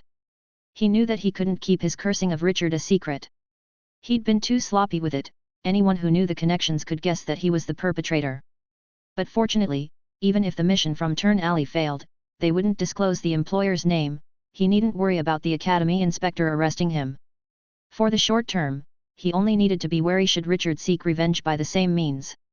After securing the magic equipment and the curse worm, Joseph left the central Black Tower to clear his mind. As he stepped out of the Black Tower, a pair of eyes fixedly watched him. So, you've finally come out. Richard coldly chuckled as he observed Joseph through a sensory link from his room on the 56th floor of the central Black Tower. In the pitch-black night sky, the wings fluttered by Vuni merged almost seamlessly with the night. It constantly circled above Joseph's head, adjusting its position, while Joseph on the ground inexplicably felt a chill running down his spine. He felt as though something was watching him. Who? Joseph cautiously scanned the surrounding woods, as 2 layers of pale blue barrier appeared on him. It's against the rules to take action within the Academy. There was no response from the woods, but his sense of crisis kept escalating. Who is watching me? Joseph continued to turn, trying to find what was focusing on him, but he never did see that in the sky above, a crow was glowing with the brilliance of magic power. Richard smiled, and a black flash shot out from Vuni's mouth, traveling at maximum speed aided by the airflow barrier, without even touching the air until... Bang! The anti-magic metal collided with the magic barrier, producing a loud noise, and a burst of blood mist exploded. In the sky, the death crow cawed joyfully. Chapter 47. Crack. A silver streak cut through the night sky. Beside the corpse of Joseph, a black-robed wizard was examining the body, surrounded by dozens of academy inspectors perched densely on the branches. "Have you confirmed the identity?" the black-robed wizard asked. "Urich's official apprentice, Joseph." "Urich's apprentice? That's troublesome." The black-robed wizard stood up from beside the corpse, holding a deformed chunk of dark grey metal in his hand. "Did this lad have any enemies?" "There were a few, but all have alibis." Alex rubbed the bullet thoughtfully and said, "I should have asked more carefully. Did he have any enemies in the alchemy school?" "There's one, Yolad's apprentice, Richard, had just been cursed. He had business conflicts with this lad." Suddenly, an inspector shrieked. "So, how did he die, Alex? We couldn't find a single clue for miles around, not a suspicious apprentice. But he just died, and it's unclear." Alex rubbed his ears, signaling the inspector to be quiet. "It's normal that you couldn't find anything on the ground because the attacker didn't strike from the ground." Alex pointed upwards. "He attacked from up there with this little device." While saying this, he showed the deformed bullet to the inspectors. He launched the attack from the sky, using the metal's repulsion of magic power to instantly break through the magic barrier and then hit this lad. The velocity of this thing was so high, and its shape so unique, so Alex made an exploding gesture, boom, and exploded. "That's impossible, Alex," cried the inspector. "Wizard apprentices don't have that long a casting range. If they had used a spell from the sky, we definitely would have noticed." "But that is the reality," Alex floated up. "But don't worry, I'll handle this. Such incidents shouldn't happen again." With that, he flew toward the central black tower. "Come on, a toast with your senior." On the 56th floor of the central black tower, Richard clinked his glass boldly with checks. After killing Joseph, Richard hadn't returned to his dormitory but chose to stay in the central black tower. He wasn't sure if the inspectors had found any traces about him. If so, if he had gone back to the dormitory, the inspectors would have directly apprehended him, and things would have been difficult. Staying in the central black tower was different. This was a wizard's territory, and he was currently on his teacher Yolad's territory. As long as there was no decisive evidence, Yolad would definitely protect him. "Here, let's drink together, senior." Chax clinked glasses with Richard, then downed the strong liquor in one gulp. Just as they were drinking merrily, a series of footsteps approaching from afar interrupted them. "Damn, the senior sister is coming." Chax's expression changed, and he quickly cleared the table of alcohol and dishes. Bang! "Why have you come, senior sister?" Chax asked, pretending to be serious. Anna looked at him coldly, then turned to Richard and handed him a bottle of potion. "Richard, drink this, the teacher wants to see you." Richard sniffed the potion, recognized it as a hangover remedy, and gulped it down. He then followed Anna to the 99th floor. In the laboratory, Yolad was having an amicable discussion with Alex. "Yolad, your apprentice is really something else. He had those owls totally bamboozled. They just asked me what on earth happened." Yolad stroked his beard. "Deputy Dean, without decisive evidence, you shouldn't make assumptions. My student mostly keeps to himself, spending his days immersed in study. He's not as capable as you suggest." "No evidence, Yolad?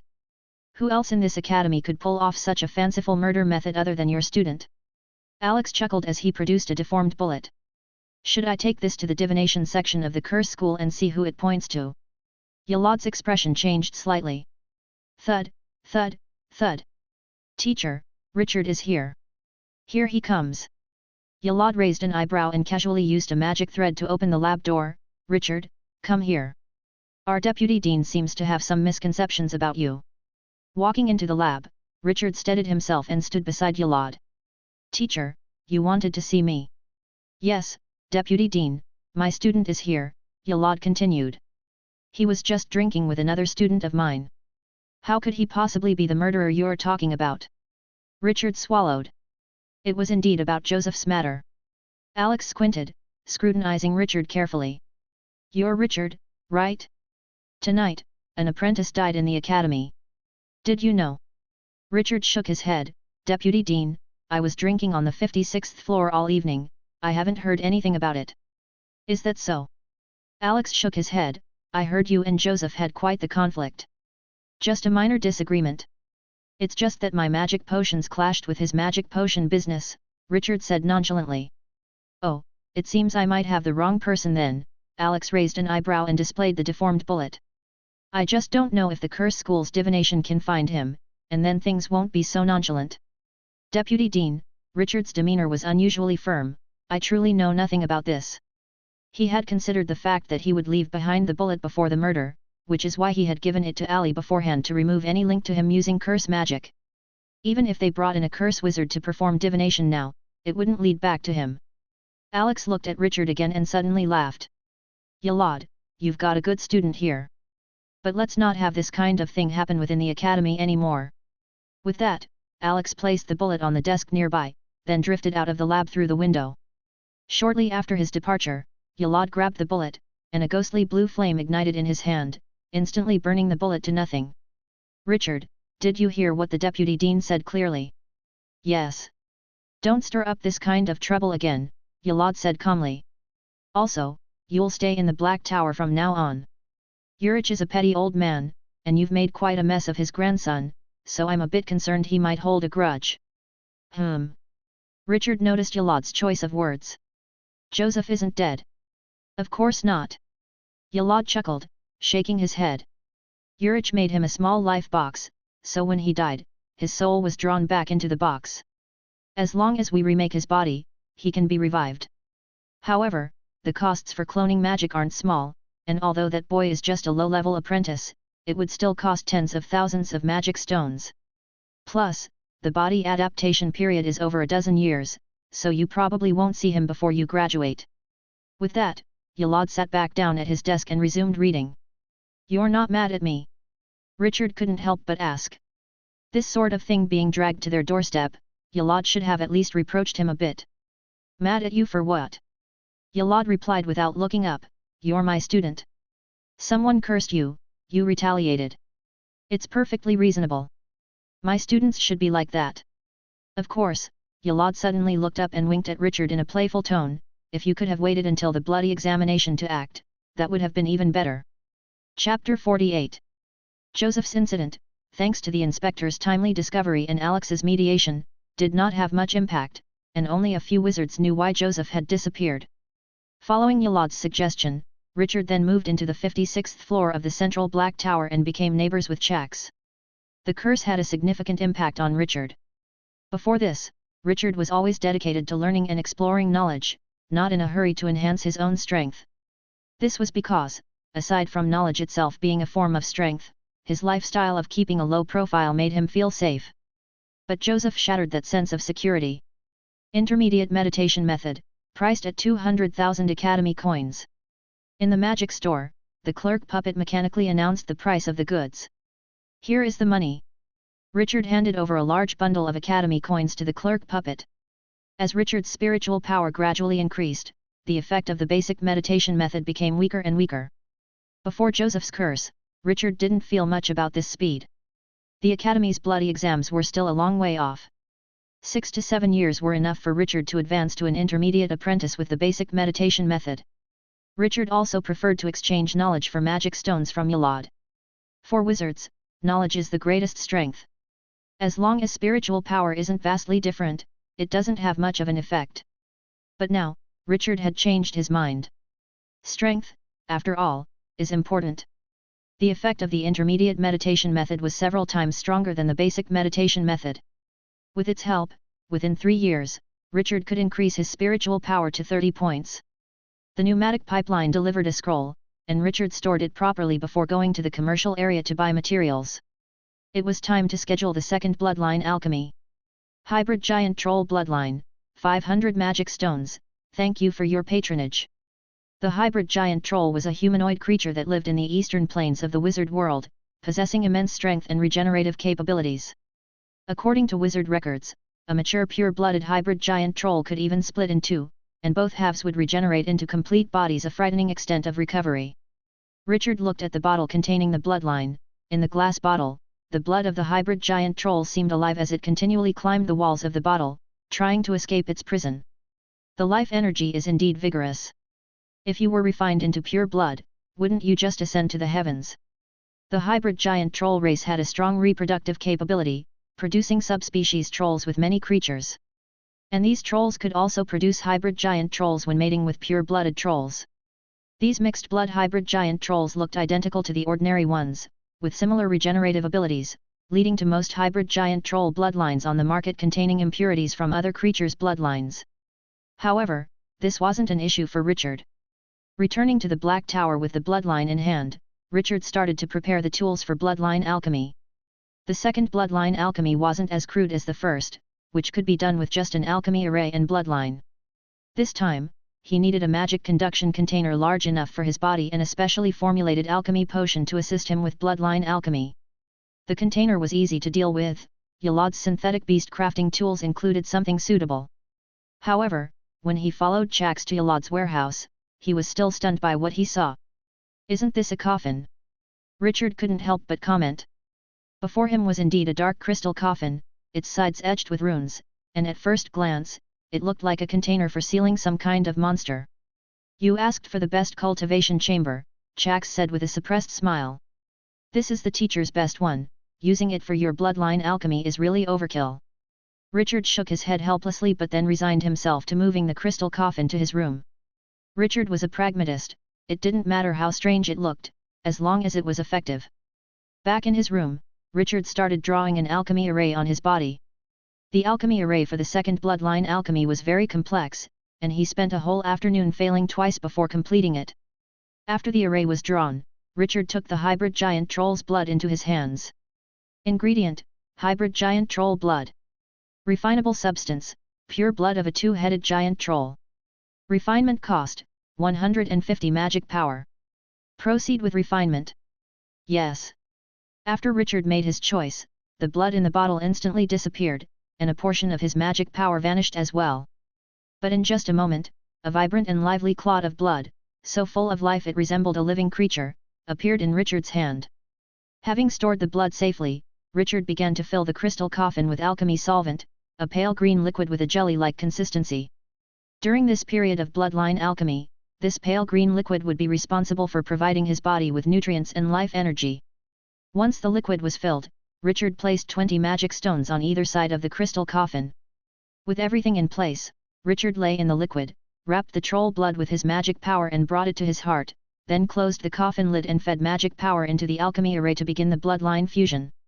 Instantly, an extremely clear heartbeat entered Richard's ears, and blood hot as magma was pumped from his heart, flowing through every corner of his body.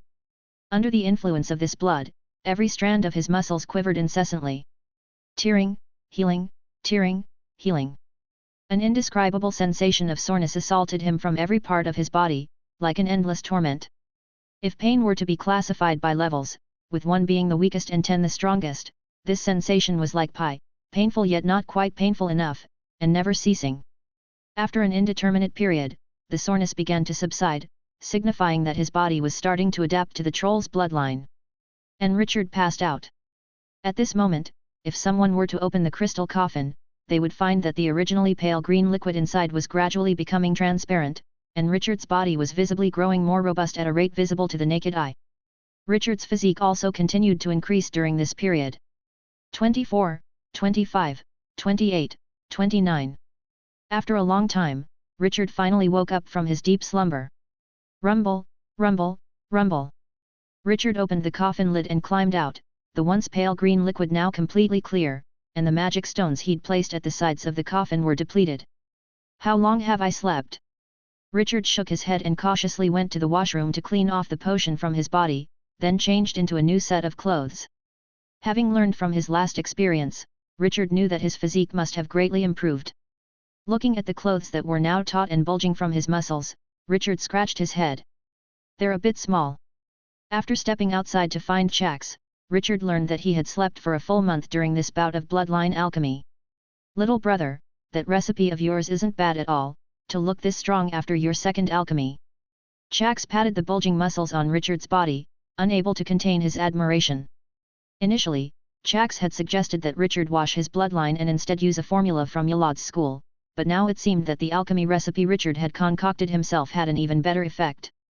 It's alright, the second iteration of this recipe mainly increased strength and recovery ability. Chax brought out a crystal ball to test Richard's current physique, and to Richard's astonishment, he found that his physique had grown from an initial level 23 to 29.9, barely shy of triggering the rebound effect. Looking at the data, Richard lamented, just a bit more and I could have triggered the rebound effect, saving me so much meditation time. Don't even think about that good fortune, little brother, Chax laughed as he took back the crystal ball. That little bit seems small, but it's as vast as a chasm to actually break through. How many masters who study physique concoct all sorts of secret potions and undergo life and death struggles on the battlefield just to break through that one layer of the physique bottleneck? Our usual meditation method is slow, but before becoming a wizard, there are no bottlenecks. Sigh, that's true. Richard sighed, realizing that if enhancing physique could be faster than meditation, then the mainstream among wizards would be bloodline wizards instead of shaping wizards who manipulate energy with spiritual power. By the way, senior brother, I need a small favor from you. Richard stopped Chax, who was about to return the crystal ball, and showed an apologetic smile on his face. Chax looked at Richard suspiciously. Something was definitely off, extremely off. What do you need help with? Well, I was hoping to use your synthetic beast to help me get accustomed to my new body. Chapter 49. Central Black Tower, 99th floor. I'm just saying, little brother, if you get hurt later, I'm not footing your medical bills. Chax muttered as he opened a long sealed door. Richard followed him, his back laden with the two-handed great sword he had received from Sabin. Just moments before, he had asked Chax to use his synthetic beast to help him adjust to his body, and to train some combat skills. The sudden increase in physique had left Richard feeling slightly unadapted, but it also sparked a bit of excitement within him. Just what was the extent of his own strength now? The moment the door opened, an ancient aroma rushed forth. Behind the door lay a room about the size of a basketball court, its walls and floors covered with various claw marks and somber bloodstains. On one side of the room was a smaller room partitioned by crystals. Chax walked in as soon as he entered the room and then threw a bag from his waist to the outside. This special magic pocket, according to Chax, had 3 cubic meters of storage space. Moreover, after special processing, the bag could temporarily hold living things. Roar! A strange roar came from the bag and, soon after, a black wolf's head poked out of it. Little brother, close the door. This is the room where the teacher tests combat beasts. You can use your full force here, the house can absolutely take it. Richard closed the door and, loosening his joints, he strode towards the center of the room with his sword. The synthetic beast Chax had brought was already out of the bag. This beast was not large, shaped somewhat like an oversized wild wolf, with very sleek black fur. It was panting with its tongue out, staring blankly at Richard, appearing utterly harmless. Little brother, are you ready? Richard readied his sword, his breath forming white puffs in the air. After undergoing the second bloodline alchemy, the transformation triggered by Richard's bloodline had led to significant changes. First, there were Richard's muscles. With the activation of his bloodline, the already robust muscles ballooned like air being pumped into them, stretching his height by nearly 10 centimeters. Then there were the black scales on his body. Originally just a thin layer, these scales had become substantially thicker with this second bloodline alchemy. If Richard had been a plate armor knight before, now he had evolved into an armored vehicle. Ready, senior brother? All right. Chax shouted loudly, and the synthetic beast charged towards Richard like lightning. Boom! Richard stumbled back 2 steps, the arm holding the sword tingling, while 2 1-inch deep wounds on his chest bled continuously. Looking at the black wolf, not a single hair on it had fallen off. What kind of strength is this? Richard looked in shock at the seemingly harmless black wolf before him, its power completely misaligned with its appearance. And this black wolf was not just powerful but also fast, with claws far sharper than Richard could have anticipated. The black scales on his body were like tofu in front of its claws. Hee, be careful, little brother. Chax saw Richard faltering and chuckled, don't be fooled by Blake's small size, it has a solid physique of 39 points.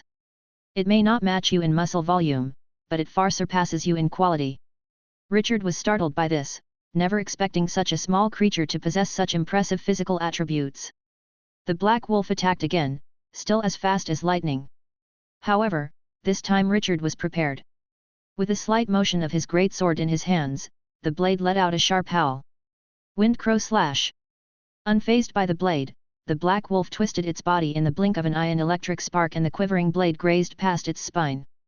But Richard was not just a melee fighter knight. A red fireball suddenly appeared beside Richard, then shot toward the black wolf like a meteor. Boom! The fireball exploded, scattering fire elements which instantly blocked Richard's sight.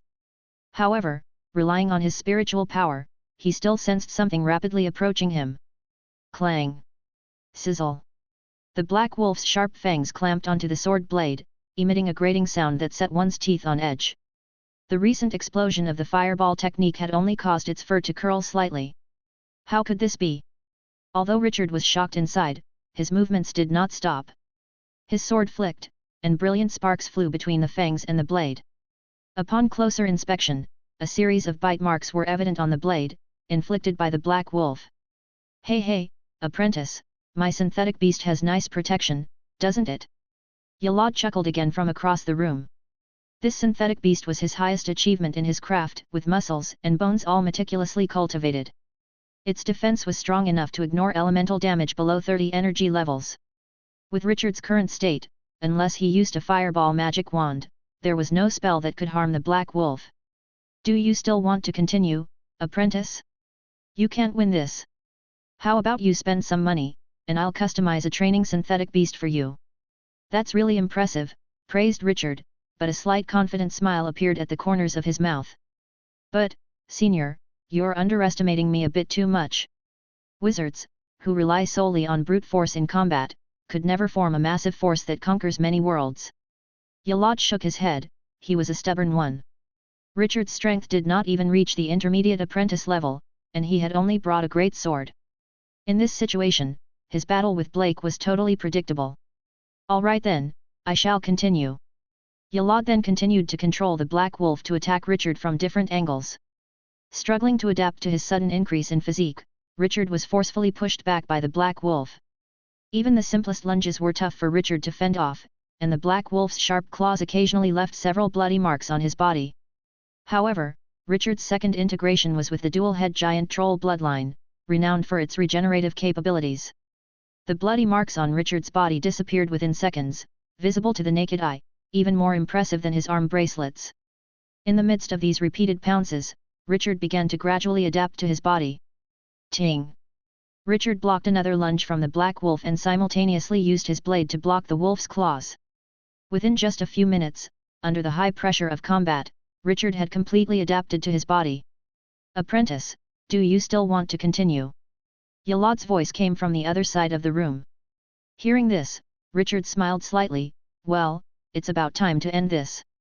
Right after speaking, two fireballs suddenly appeared beside Richard. Seeing this, Yalad shook his head in disappointment. Damage lower than 30 energy level is useless. Hey?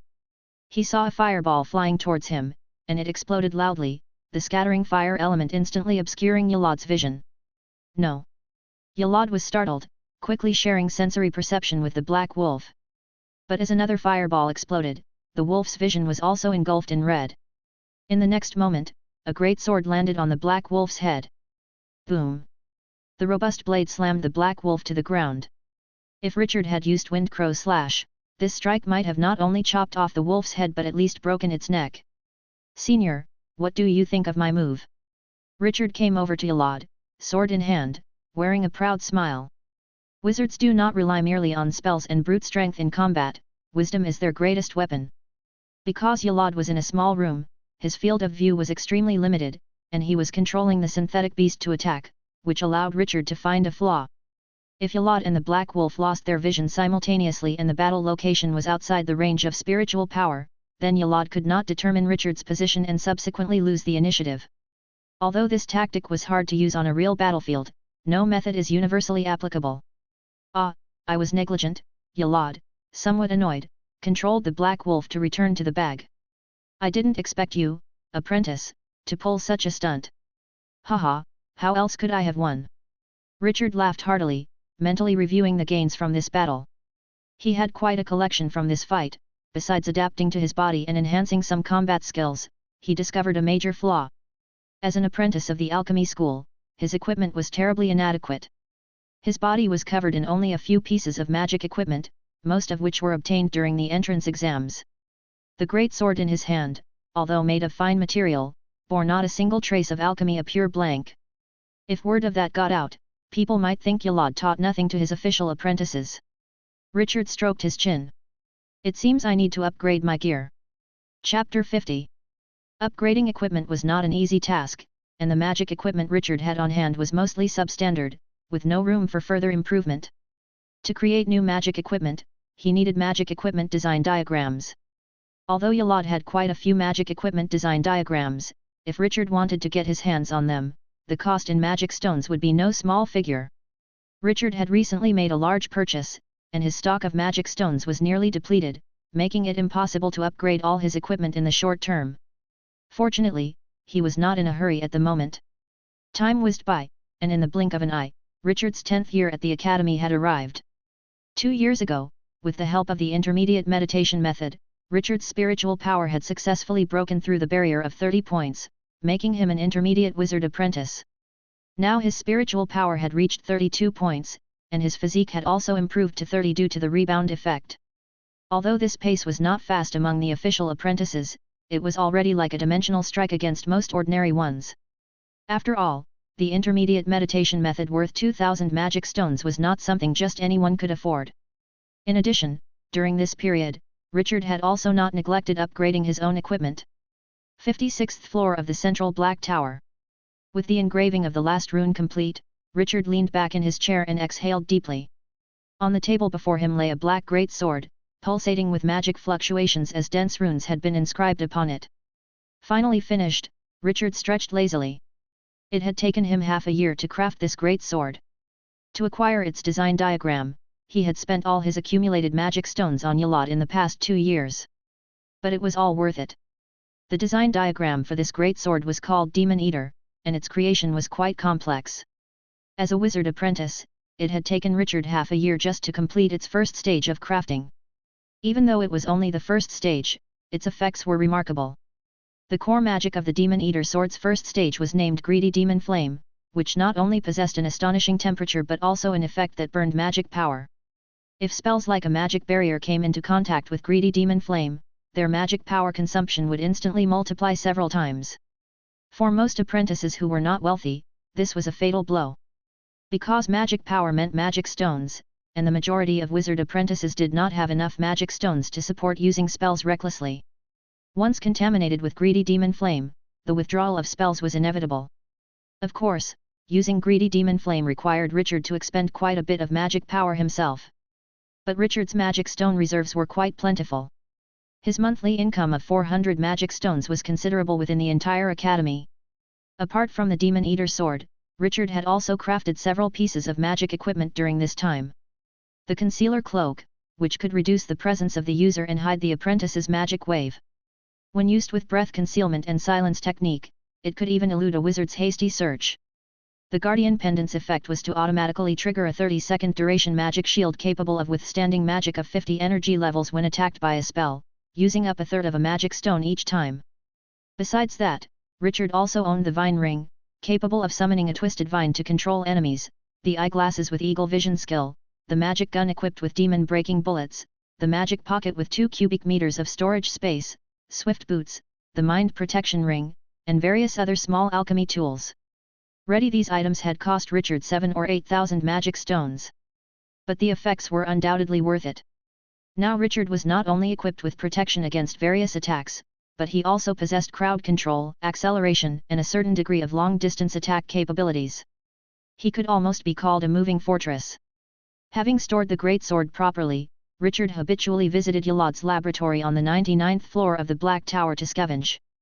Yalad's laboratory was full of treasures, with materials he casually tossed aside possibly being rare treasures for wizard apprentices, and discarded draft papers potentially solving puzzles that wizard apprentices had pondered over for years. But for Richard, these things were secondary. What he valued more were the objects that Yalad frequently used, like the enchanted surgical knife in his hand. Material: enchanted surgical knife. Extractable skill: Yalad's biological dissection technique. Extraction cost: 40 spiritual power. Proceed with extraction.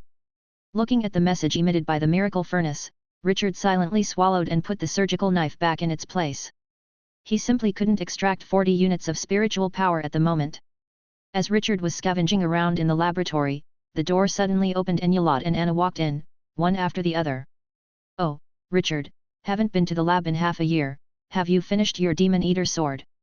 Yalad looked at Richard with a smile, but his expression changed when he caught sight of the surgical knife behind Richard. A thread of magic power flew out of his hand, instantly seizing the knife. "You can't have this," Yalad said warily. Richard looked at Yalad guarding his possessions like a thief and felt a wave of embarrassment wash over him. As previously mentioned, Richard often came to the laboratory to scrounge, so feathers, draft paper, and other small items would always seem to vanish after his visits. While Yalad was annoyed by Richard's habit, he generally said nothing about it. Wizards tend to have their odd behavioral quirks. Seeing this unfold, Anna couldn't help but chuckle to herself in disbelief. "Cough cough, teacher, Sister Anna, long time no see," Richard greeted as if nothing was amiss. "Yes, it's been a long time," Anna smiled back and then suddenly walked up to Richard to measure their heights side by side. "Time flies so fast. You were only this tall when you first came to the academy." Anna indicated a height at her chest, whereas Richard now stood taller than her. Richard picked up on something in Anna's words. "Sister Anna, are you going to take the wizard exam?" he asked. Anna nodded, "Yes, in a couple of days I'll go to the Dean's secret realm to take the wizard exam." The wizard exam, the final hurdle for a wizard apprentice. Passing the wizard exam allows a wizard apprentice the chance to be promoted to wizard, thus becoming a true member of the wizard world. "Sister Anna, you're sure to pass the exam. You're the most outstanding disciple of Yalad, the alchemy master of the Black Tower Wizard Academy, in 1,000 years, Richard encouraged her. Anna responded with a warm smile, while Yalad, beside her, stroked his beard with pride. "Richard is right, Anna. You just haven't fought with people enough and lack understanding of other apprentices. You don't know what sorts of oddballs they all are. As my most capable disciple, you will definitely pass the wizard exam." Anna didn't say much. In fact, she had never worried about failing the wizard exam, her real concern was whether she could succeed in getting promoted. The chances of failure in advancing to wizard were nearly 30%. If the promotion failed, a wizard apprentice would be forever precluded from becoming a wizard. For a wizard apprentice, there was nothing more terrifying than failing to become promoted. After some more idle chatter, seeing that Anna had business to discuss with Yalad, Richard excused himself from the lab and headed back to his room on the 56th floor. The wizard exam. "My own exam is coming up too," Richard mused as he looked at the calendar on the table. The Academy's bloody exam was only a month away. In a month's time, over 4,000 apprentices of the Academy would engage in a brutal fight for survival. Those who succeeded would continue on the path of the wizard, while the failures became nourishment for others. According to the rumors he had heard, each bloody exam would cull at least half of the apprentices, and during intense competition, terrifying outcomes like 3 or even 4 survivors to 1 combatant can occur. The thought of this always left Richard with an indescribable mix of emotions. He felt there was something wrong with this system of the Wizard Academy, but he couldn't quite pinpoint what it was. However, he quickly cast these thoughts aside. Natural selection, survival of the fittest. Since he couldn't change the rules now, he would have to adapt to them.